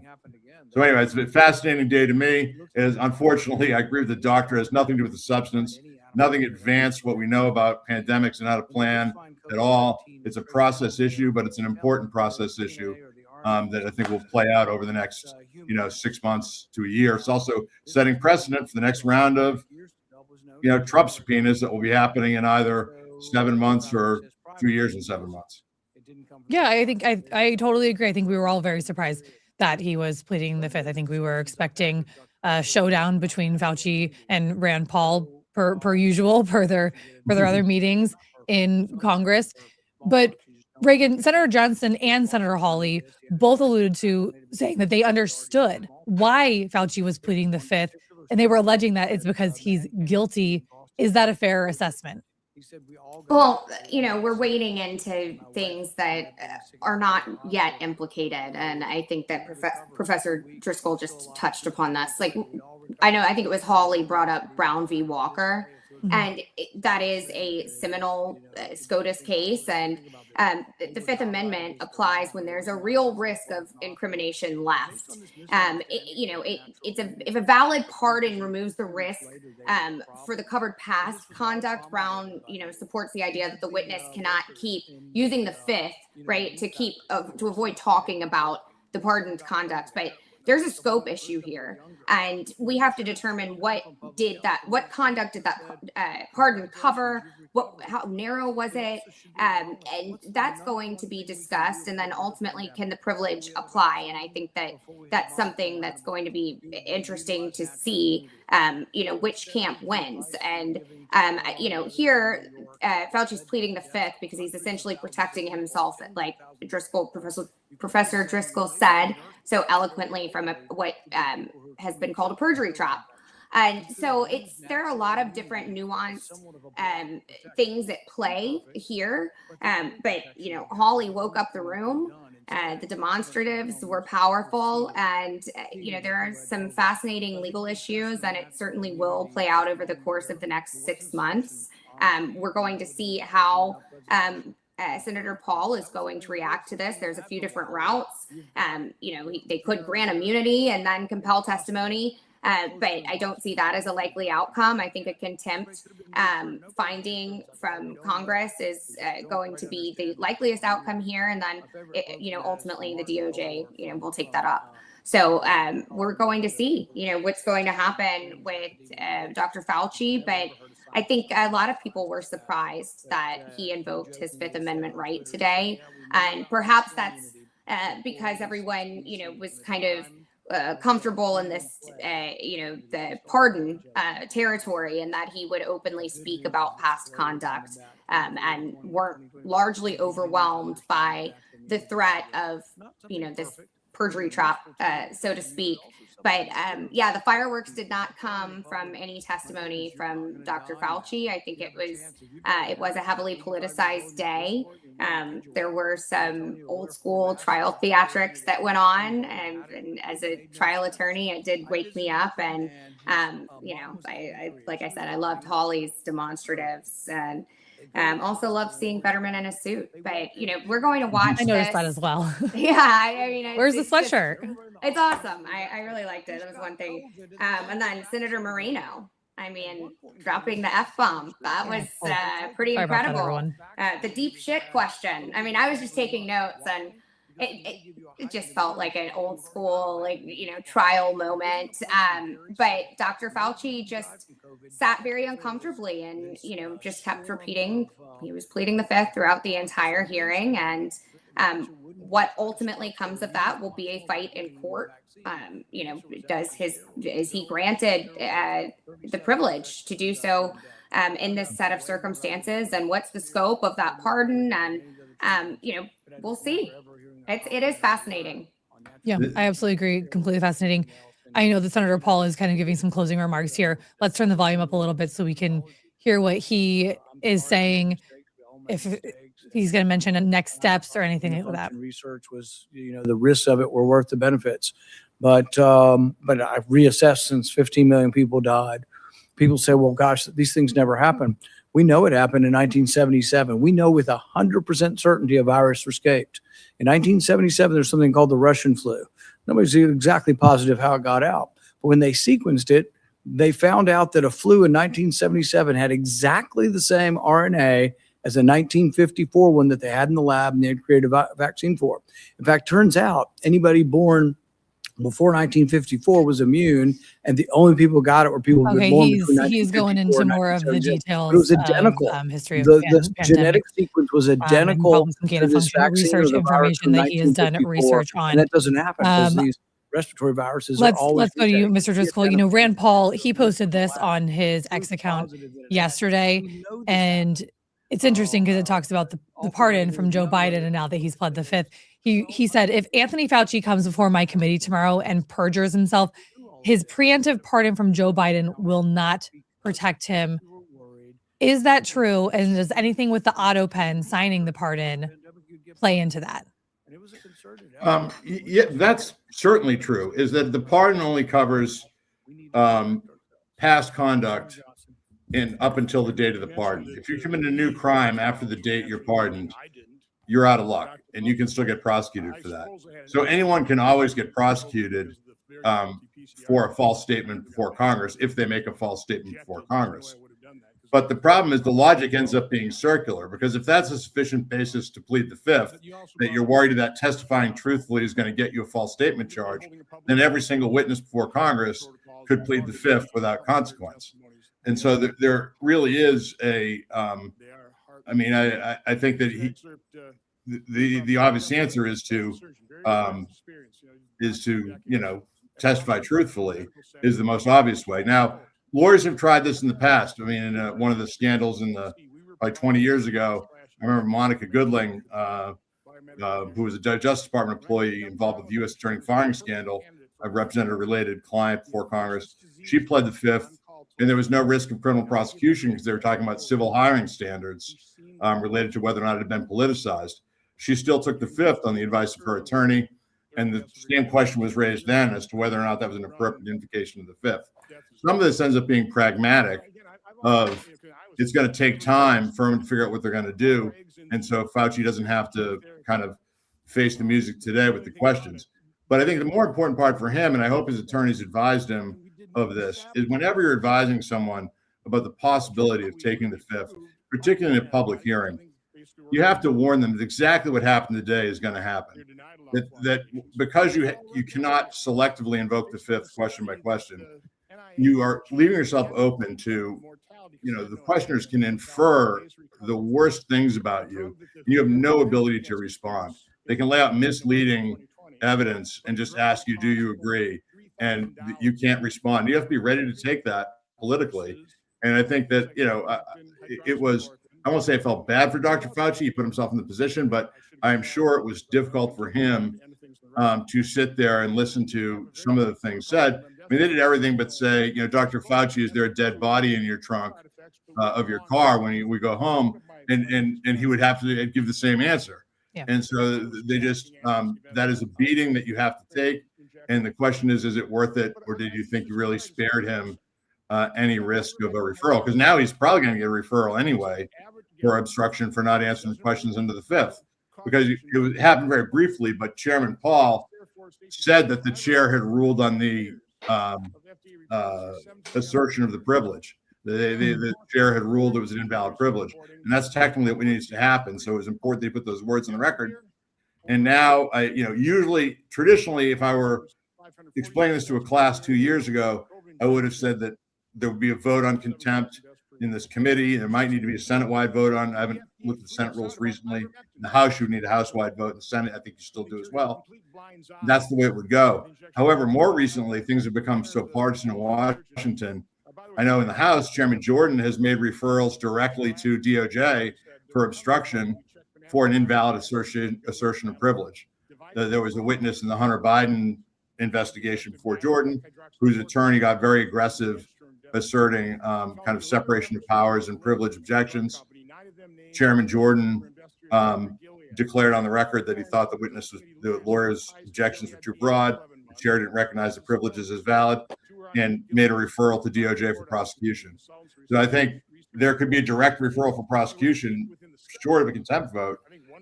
So he may not even need the votes to make that referral. And with this Justice Department, I think that there'll be a decent chance of that getting a strong look. So it's going to be very interesting to see, what happens. In a self-centered way, I'm happy because I have material for this fall seminar in congressional investigations that I teach. Congratulations. I had kind of a blank spot in week 12 doing my syllabus as we head to the fall, and That's got to feel good. Yeah. drop in there. So, but I found it from a clinical perspective fascinating, and it's a human day for everyone involved. Though. I mean, I'm sure it's a tough day for Dr. Fauci and his family to watch him go through that. And I think a lot of people who are angry about the COVID response probably got a little bit of relief by seeing advocates of theirs kind of pound on Fauci a little bit. But it's unfortunately the main point is the science and I'm not a scientist, but the substance was just not advanced at all. And that's kind of the unfortunate part is when at some point, even in a partisan environment, can Congress get down to actually answering some of the questions that need to be answered for kind of broad public health purposes. Not these aren't worth answering. If Fauci did anything wrong, that's fine, perfectly appropriate. But there's broader questions at stake, and it feels like we didn't get to any of those today, which is, unfortunately, probably a sign the system's a little bit broken. Yeah. So Dr. Amish, what would that look like? Senator Blumenthal said this is not the basis of a valid congressional hearing. So what would be a valid congressional hearing in your eyes from a medical perspective for us to get to the bottom of what happened during the pandemic? To me, the question would be sort of about, if you go back to origins, what are the pieces of evidence they need to conclusively say this is coming from the wet market, this is coming from a lab? What type of information is missing from the records from the Wuhan Institute of Virology in terms of what types of experiments they were doing, what were the appropriate biosafety levels, what types of coronaviruses do they have in their inventory? All of that would really be important if you're trying to understand what are the origins of this virus and how do we prevent the next coronavirus pandemic or the next pandemic it might be. The other part of this would be preparation, and how do you prepare for infectious disease emergencies? And one thing that's happening here is they're scapegoating Dr. Fauci, who didn't actually have the power to do any of that. When you think about how an expert interacts with policymakers, it's to give them advice, it's to give them options, it's to tell them what different scenarios would be. And then it's the policymaker, which are presidents, governors, mayors, school board members, that have to actually interpret that data, weigh all the competing interests, think about short-term versus long-term, and then make decisions. But what we saw in COVID, and this was Democrats and Republicans alike, was abdication. That they basically outsourced this all to experts so that they could either say that they're standing with the experts or then later blame the experts for decisions that people didn't like. And that's what you saw happen with President Trump and Governor Cuomo and Governor Newsom and Mayor de Blasio and Governor Wolf. You heard Senator Fetterman, who was lieutenant governor of my home state of Pennsylvania at that time, talk about that they were trying to make these decisions. That's what we need to get better at, is understanding how to incorporate expert evidence to develop resiliency plans for infectious disease that basically weigh everything that's going on. And that's the whole story of COVID, is that these politicians did nothing for 2.5 months and then panicked and then used very blunt tools that they're now blaming the scientists for, because they expended all that time doing nothing in terms of developing tests, fortifying nursing homes. All of that didn't happen for January, February, and half of March. So then we got put in a situation where New York City hospitals were about to be crushed, and they took advice, and basically applied it very bluntly. And now we have kind of the aftermath of all of the political repercussions that happened after that. So that's part of what I think a good hearing would have, talking about origins and talking about how do you ideally do this? How should policymakers take advice from experts when they're trying to formulate a policy? I have a couple viewers in the live chat asking to hear some of Senator Johnson's remarks right here. So we're going to turn the volume up for a second because we love our viewers and I'll do whatever they need to do. Intellectual property.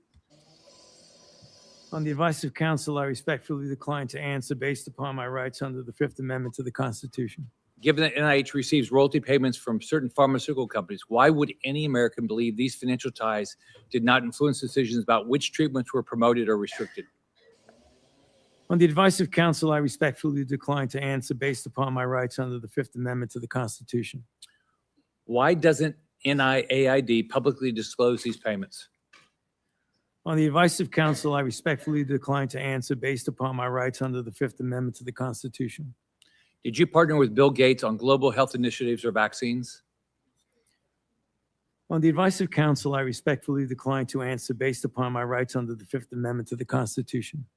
How much did Bill Gates entities provide in funding to NIAID collectively since 2005? On the advice of counsel, I respectfully decline to answer based upon my rights under the Fifth Amendment to the Constitution. To your knowledge, did Bill Gates partner with China on sensitive research? On the advice of counsel, I respectfully decline to answer based upon my rights under the Fifth Amendment to the Constitution. Specifically, dual-use research such as countermeasures or gain of function? On the advice of counsel, I respectfully decline to answer based upon my rights under the Fifth Amendment to the Constitution. Do you know if Bill Gates entities partnered with U.S. government classified programs? On the advice of counsel, I respectfully decline to answer based upon my rights under the Fifth Amendment to the Constitution. Do you know if Bill Gates maintains an active national security clearance? On the advice of counsel, I respectfully decline to answer based upon my rights under the Fifth Amendment to the Constitution. Did you advocate or request for Bill Gates to receive a security clearance? On the advice of counsel, I respectfully decline to answer based upon my rights under the Fifth Amendment to the Constitution. Do you have any knowledge that NIAID or NIH through HHS sponsored or requested a security clearance for Bill Gates? On the advice of counsel, I respectfully decline to answer based upon my rights under the Fifth Amendment to the Constitution. Around 2010, my understanding is that the government shifted its approach to biodefense countermeasure research. Did NIAID, under your leadership, partner with the Obama White House or any other U.S. government classified entities on sensitive countermeasures research? On the advice of counsel, I respectfully decline to answer based upon my rights under the Fifth Amendment to the Constitution. Did your office take steps to drive biological research investments? On the advice of counsel, I respectfully decline to answer based upon my rights under the Fifth Amendment to the Constitution. What was private industry's take on the type of research in the 2010 timeframe and before? On the advice of counsel, I respectfully decline to answer based upon my rights under the Fifth Amendment to the Constitution. Was it considered too dangerous to conduct and industry was hesitant to take this on and invest in? On the advice of counsel, I respectfully decline to answer based upon my rights under the Fifth Amendment to the Constitution. Why did you take steps to mature the government's approach to biodefense? On the advice of counsel, I respectfully decline to answer based upon my rights under the Fifth Amendment to the Constitution. Were there any specific lines of effort or actions you felt were needed during this time to improve the research development and fielding model? On the advice of counsel, I respectfully decline to answer based upon my rights under the Fifth Amendment to the Constitution. How was dual use and gain of function incorporated or accounted for in maturing biodefense countermeasures? On the advice of counsel, I respectfully decline to answer based upon my rights under the Fifth Amendment to the Constitution. Did you ever discuss moving gain of function countermeasures research out of government space to private industry space? On the advice of counsel, I respectfully decline to answer based upon my rights under the Fifth Amendment to the Constitution. How were these private organizations regulated through government oversight while conducting risky research, including gain of function or gene editing technology? On the advice of counsel, I respectfully decline to answer based upon my rights under the Fifth Amendment to the Constitution. Did the Obama White House or any government entities take steps to inject funding into private industry? On the advice of counsel, I respectfully decline to answer based upon my rights under the Fifth Amendment to the Constitution. How do you ensure that our national security and public health is protected when private organizations work with foreign countries of concern and have the no government oversight, such as the Eco Health Alliance research grant you funded in a CCP military lab? On the advice of counsel, I respectfully decline to answer based upon my rights under the Fifth Amendment to the Constitution. Did given the culture of the pay to play at NIAID, did you or anyone acting on your behalf make any payment or enter any arrangement in any way or fashion to secure influence the broad pardon you received from President Biden? On the advice of counsel, I respectfully decline to answer based upon my rights under the Fifth Amendment to the Constitution. Thank you, Mr. Chairman. I'd like to ask unanimous consent to enter into the record a letter from the Department of Energy that confirms during Anthony Fauci's tenure that Bill Gates was given Q security clearance from 2014 to 2021. Without objection, that will be entered into the record. I'd also ask unanimous consent to enter into the record the contents of the folder of authorities provided to Dr. Fauci, including the pardon.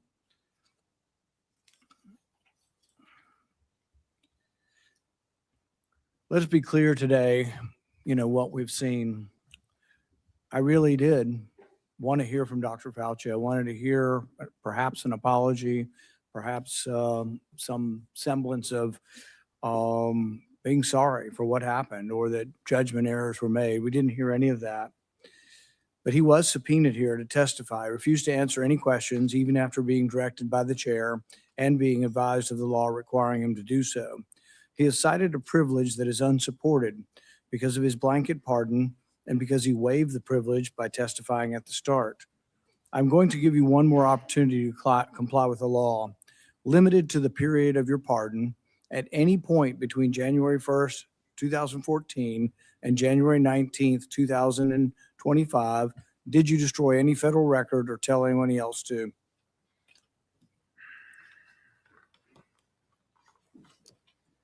Under the advice of counsel, I respectfully decline to answer based upon my rights under the Fifth Amendment to the Constitution. given that you have a unlimited presidential pardon, what is your specific objection that you are making? On the advice of counsel, I respectfully decline to answer based upon my rights under the Fifth Amendment to the Constitution. My question was limited to the period of your pardon only. I find your objection unsupported and direct you to answer the question. On the advice of counsel, I respectfully decline to answer based upon my rights under the Fifth Amendment to the Constitution. Because you refuse to answer, citing a privilege that is unsupported because of your pardon, and after being denied to do so, this committee has scheduled a vote next week on a resolution certifying your contempt. I think we have another question or two from Senator Langford. Mr. Chairman, really, this is a question for you, and it's a question to try to figure out how do we get a good answer on this? Because clearly Dr. Fauci's attorneys are saying that he has a Fifth Amendment right. We've also subpoenaed him to be able to compel his testimony to be able to be here. I happen to be in the committee. We're also dealing with Lois Lerner. Lois Lerner came and testified, gave an opening statement, and then took the Fifth Amendment. The committee then held her in contempt for that, saying you can't do both. You can't both testify and say I'm not going to answer questions. So the parliamentary question that I think we've got to be able to deal with is this consistent with Lois Lerner? What she also did when she came before Congress, gave an opening statement, testimony, so made a statement, and then refused to answer questions. Are we dealing with the same issue here where someone is you can't make a statement and say, I'm not going to make statements at the same time? I think it's a very good question. I think that's something all of us will examine over next week. We're going to have a vote next week on contempt. I think there's another legal question that the courts may have to decide upon, and that is whether or not a presidential pardon that offers you complete immunity, that you can still claim that you need protection from immunity when you've been protected.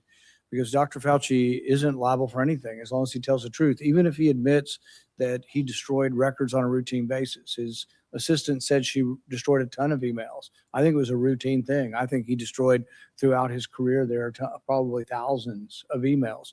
Even if he did that, as long as he answered truthfully, yes, I did. I didn't think that was important. I made a mistake. You can't be prosecuted for it. Many of the things are outside the statute of limitations as well. All he had to do today, if he wanted to testify, was be honest. As long as he was honest, even about committing a crime, he would have no jeopardy. But I think the pardon has given him more immunity than most people would ever get.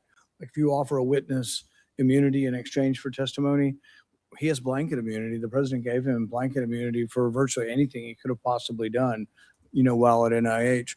So I think we all have to individually answer this question. We welcome you to be part of helping us figure out the question, but there will be a vote, at least right now, though, we plan to be a vote next week on contempt. Okay, thank you, Mr. Chairman. Today will be the capstone to Anthony Fauci's 40 years of abuse of power at NIH. In the end, must imagine Fauci believes he got away with it.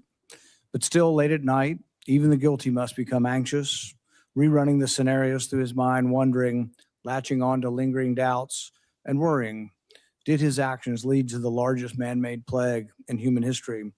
Are the millions dead the result of his experiments or experiments that he approved that increased the pathogenicity of deadly viruses?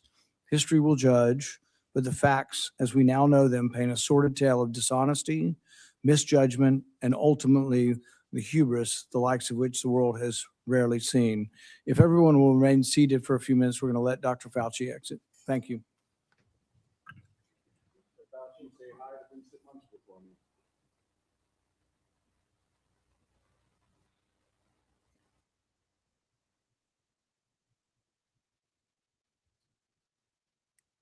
Can you exit out of there?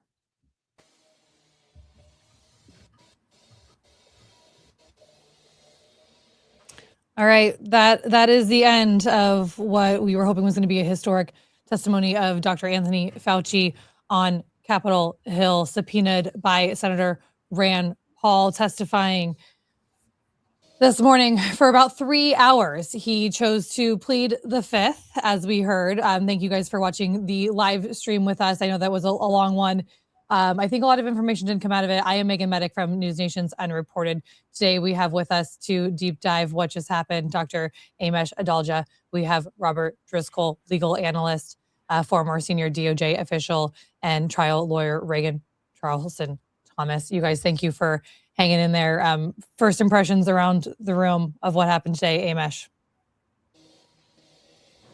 Again, I think that this is really not anything that advanced our knowledge of COVID pandemic preparedness. And what you saw was basically performative statements by senators that really didn't get us any new knowledge. And I think that there are important questions that need to be answered about COVID. There's important questions to be answered in the debate to be had about gain of function research.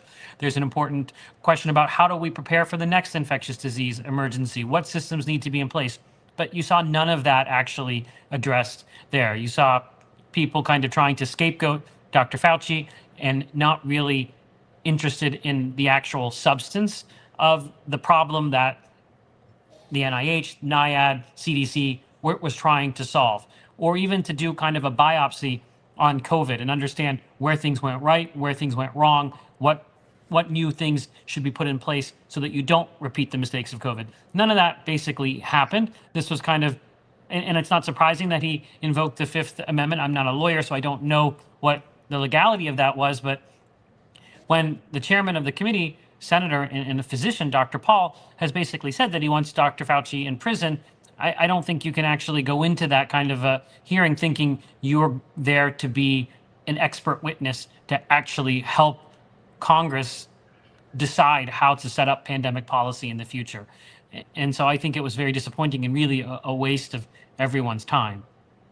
Well, I also think that the committee really wanted to get to the bottom of gain of function research. What was the United States' role in gain of function research, specifically in Wuhan dealing with coronavirus? There are a lot of allegations that Fauci knew of that. We knew that they said his salary was at that time like $450,000 a year or something. He did say before he decided that he was going to start pleading the Fifth that Rand Paul wants to get me to say anything to get me to end up behind bars. It's an unhinged obsession with me. So we hear this, and then I hear your medical opinion saying, yeah, we did not get to the bottom of anything. We don't know where the pandemic originated. But if you're saying that Dr. Fauci is being used as a scapegoat, who are the correct people for Congress to actually call to get to the bottom of those answers if it's not Dr. Fauci, who was at the top of the food chain at the time? So it depends upon what aspect of it. If you're talking about the school closures, the lockdowns, the shutdowns of businesses, the people not being able to visit their relatives in the hospital, that falls to governors, mayors. Those are elected officials, and I mentioned this earlier, who need to learn how to take expert advice and adapt it to way different aspects of it and decide what the actual policy is going to be. They abdicated on that. So they are the ones that should answer for that.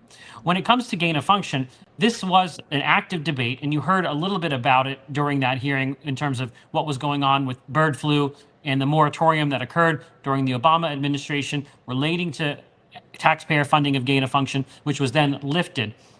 The fact is that at the time of 2019 and prior, when these grants were going to groups like EcoHealth Alliance, what was called gain of function research, or that type of research where they're trying to change the characteristics of certain pathogens, that was permissible. The key questions are, were certain entities that got NIH funding, were they then awarding subawards to entities in China which might not have been doing that research under the safest conditions? That's an important question, but I don't think you're going to get an answer to that in this type of a setting where people are being told that they're going to go to prison. So I don't necessarily think that if there was a policy lapse there, that gain of function research wasn't being regulated appropriately, or there were mistakes made or lapses made or misappropriation of taxpayer funds. Those are important questions to answer, but I don't think this type of a setting is going to actually give you any kind of an answer to that. And these are important questions because we're still having these debates about gain of function research, because it does provide knowledge that can be useful for pandemic preparedness in certain settings, but it also has to be done safely, and it has to be done in a way that doesn't increase the risk to the general population of an accident or a lab leak happening. But this is not the venue for actually addressing any of that with these props and these senators with their camera moments. Yeah, well, especially when you add pleading the fifth in there as well, then we're definitely not getting any answers. Reagan, Senator Hassan, she said the hearing was designed to entrap Fauci. Do you agree with that assessment? I mean, I agree with Amesh in that the lead up, the preliminary statements made by Senator Rand Paul, preliminary to this. I mean, Dr. Fauci would, fear was a factor here. I mean, he certainly would fear that anything that he could potentially say could open him up to a perjury charge. And I believe that, if he had his dozen attorneys, I think is what they said, advising him on whether or not he should answer questions, given that kind of pre-fight rhetoric, I mean, it's almost like a boxing match where the fighters are just saying whatever before the fight, and you kind of had that narrative and rhetoric from Senator Rand Paul. I mean, it isn't totally surprising and shocking that he would go in and just, have a blanket pleading the fifth standpoint and stance. And I think that, moving forward, if there are to, if we're to seek answers, I think the only possible route to actually getting the answers that, perhaps the American public really truly wants and that we're sitting here talking about today would be for a total grant of immunity. But I still, that is not a possibility. Clearly, we just saw at the end of the hearing, they're going to move forward with contempt. They're going to have a vote, and then ultimately it will fall on the DOJ. It'll be referred, and they can either take it up or they won't, and maybe they will decline. You heard Langston talking about Lois Lerner in that case. And there are a lot of different kind of nuanced issues that need to be examined, but immunity is not the route. And, without that, and perhaps Professor Driscoll can kind of opine here too. I mean, if that is our only possibility, if, really truly hearing from Dr. Fauci and securing this testimony that would be an honest and accurate representation of what's gone on over the last, 7 years. And, I'm not certain of what that really looks like and what the path forward is. And we're going to have to rely on, piecemeal evidence and redacted documents to try and kind of piece things together. I just don't know what it looks like for truth finding moving forward. And it doesn't seem like there is enough for the DOJ to take this up and to actually get a result that Senator Rand Paul would want, which would be jail Fauci. Professor Driscoll, do you agree? Well, I mean, I think if the DOJ prosecuted and he was found prosecuted for contempt of Congress, he could conceivably get a short jail sentence a la Bannon and Navarro. I mean, it'd be the identical case. The U.S. Attorney's Office has the documents done. But there is the legal question that Chairman Paul raised about whether or not the pardon is the equivalent of an immunity grant for purposes of kind of eliminating your ability to plead the fifth, and what is the overlap? It's funny, Congress is looking at their own precedent in the Lois Lerner case from years ago. And for people that don't remember or too young, the IRS was accused of politicizing their nonprofit tax designations and essentially delaying or rejecting nonprofit status for conservative groups. And Lois Lerner was kind of the point of that spear within the IRS.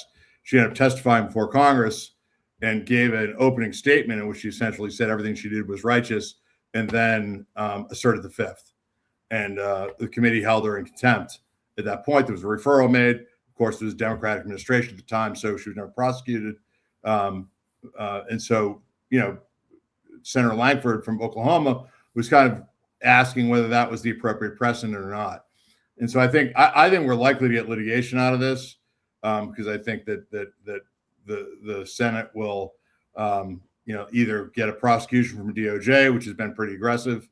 You could see them, Chairman Paul, laying the foundation by asking the very specific questions at the end, carefully limiting his question to the time of the pardon to eliminate any argument that the question was ambiguous and was including time outside the pardon. And so one of his lawyers, the staff lawyers, gave him that cheat sheet to kind of go through that and read. And so I think we're going to get either, there's a couple of different ways this could go. whether or not there's a contempt motion. You could bring a civil contempt motion to decide the legal issue. There could be a criminal contempt referral that DOJ could try to bring. But I think it's going to be before a court as to whether or not this invocation of the fifth is proper. And I think kind of the irony of it is if people are going to think long term, the politics of this are all going to switch in a couple of years. And so it's going to be very curious to me about how aggressively DOJ would want to go after this case. Because frankly, if I was in President Trump's DOJ and kind of was looking into the future a little bit, I'm not sure how strong I want the precedents to be that you could be held in contempt for not testifying once you've been granted a pardon. Because there's a lot of President Trump. Because he doesn't want to face that same scrutiny in a couple of years. Yeah, I mean, I think there's a lot of people President Trump has pardoned. I mean, if you think about how, if the Democrats got in power, for example, in the House, the Democratic committees may well want to call a lot of the January 6th participants, ask, who did you take directions from? Kind of in the same way the Republicans are arguably relitigating some of the COVID fights, the Democrats are going to want to relitigate some of the January 6th fights and say, okay, where were you getting your information, head of the Proud Boys? Were you communicating with anyone in the White House, head of the Proud Boys?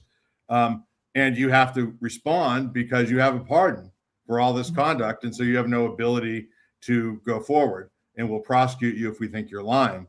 And so the shoe could completely be on the other foot from a partisan perspective going forward. But I still think this will end up somehow, whether in a civil contempt, criminal contempt, or a straight up prosecution. I think that we will get a decision or to get a referral to a court pretty quickly.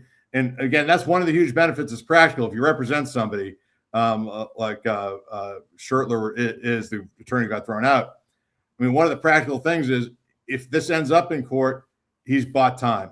He's essentially run out this Congress. I mean, it's one of the things in congressional investigations is if it does spawn off litigation, it will take months to brief. It will go to the appeals court and take months. There'll be a fight over whether or not there's a stay.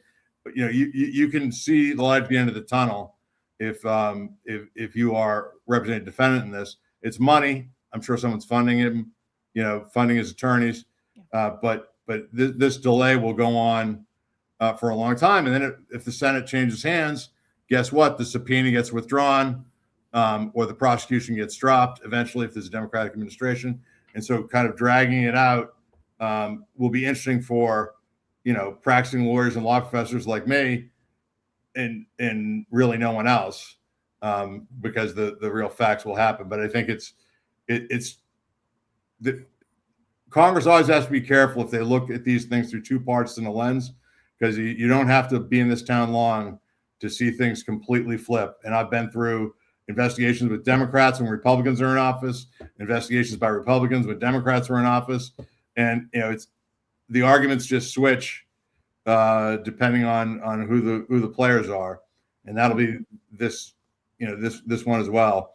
And I'm hoping that, to me, it'd be nice to get some clarity from the court about whether the pardon does, eliminate. My view is that the better view would be that it does, that you can't plead the fifth, because the entire perjury trap argument I've always been skeptical of, because it's an argument that proves too much, because it would apply literally to everyone. Because you would always be at risk of being prosecuted for a false statement before Congress, regardless of what kind of immunity or anything else you had. And so you would have the ability to thwart, going back to the Teapot Dome is kind of, one of the first times, scandal, after the Grant administration, one of the first time Congress has litigated this, the Supreme Court has always consistently upheld Congress's ability to compel witnesses in order to be able to do its job. And it's a great point that you make about, kind of waiting out the administration to see if it changes hand, because it's very clear from today and every day that the priorities on the right and the left are massively different. A lot of other things were brought up today, a bunch of things from Fauci's diary, and I kind of want to get into a little bit of those. But something specific that was brought up was the vaccines. Dr. Amish, we kind of talked about that a little bit during the hearing about the efficacy of the vaccines. But ivermectin was also brought up today. And this was brought up in a context of, hey, we had this drug. Allegedly, it worked to help stop COVID or make you feel better. and it could have been a replacement for the vaccine, but it was kind of thrown out by the medical community, saying, hey, you can't use that. It was kind of deemed as like a horse pill, etc. Where do we stand on ivermectin today? Looking back, did it work as a potential drug over the vaccine to help with COVID? No, there's no evidence that ivermectin has any impact on COVID. Ivermectin is an anti-parasitic drug. It works for things like scabies and river blindness. And yes, it was a Nobel Prize winning drug, but it has no role in COVID. When it was actually studied closely, there was no benefit to using it, and it was distracting people away from using things that do work, like the vaccine. And no one ever prohibited anybody from prescribing ivermectin. Doctors could use it, and doctors still use it. They're using it they're using it for anything right now. It's become a tribal symbol that people just say for anything. Hantavirus, Ebola, whatever it is, they just say ivermectin now reflexively. So no, there was no evidence that it worked. Nobody was prohibited from using it. It just was basically a waste of time and a waste of money, and exposed people to unnecessary side effects from ivermectin that they didn't need to be exposed to. And it's now just something that people will clamor to. And when you think about what had the biggest benefit, it was dexamethasone, which is a cheap steroid that wasn't really manufactured by some big company. Ivermectin was made by Merck. And it kind of just blows up their whole narrative that people were favoring branded things versus unbranded things, when dexamethasone became the workhorse for people who were hospitalized and needed oxygen and had major mortality benefits. And I think right now there's just a group of the population that continues to clamor for ivermectin, hydroxychloroquine, despite the evidence. They don't actually think that there needs to be any evidence. They just basically say it kind of almost like parrots. And I think that's what you saw people like Senator Johnson doing there. Reagan, Senator Hawley, also, hard questions today, plead the fifth answer.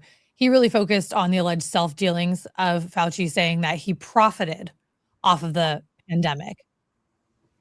Is that a federal crime, as Hawley alleged? I would have to look at the particular statutory laws that he was referencing. I can't answer that question. It was a very powerful moment, and I'd like to dig into that. Yeah. That was, it was impressive to see the demonstratives and the lists and of these grants and awards that he applied for using federal employees' time and apparently federal dollars. And it certainly sounds like it. But I would have to do some more research into that topic. But it was an emotional moment, and, certainly a piece of the puzzle that I know folks are interested in learning more about. Yeah, and a lot of other things were brought up from the diary, like him seemingly bragging about his celebrity status. They put up a picture of him from a photo shoot he did for InStyle magazine. Was this, Driscoll, do you think this was a tool just to kind of embarrass him, or was there actually a legal precedent or reasoning for doing this?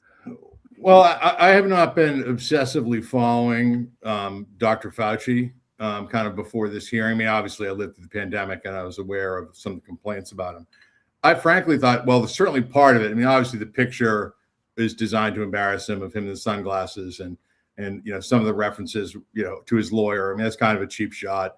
We all know, I think any lawyer would agree, who you hire as a lawyer has nothing to do with your guilt or innocence, simply because your lawyer is representing somebody else who was allegedly a bad person. It has nothing to do with anything. So some of that was obvious grandstanding.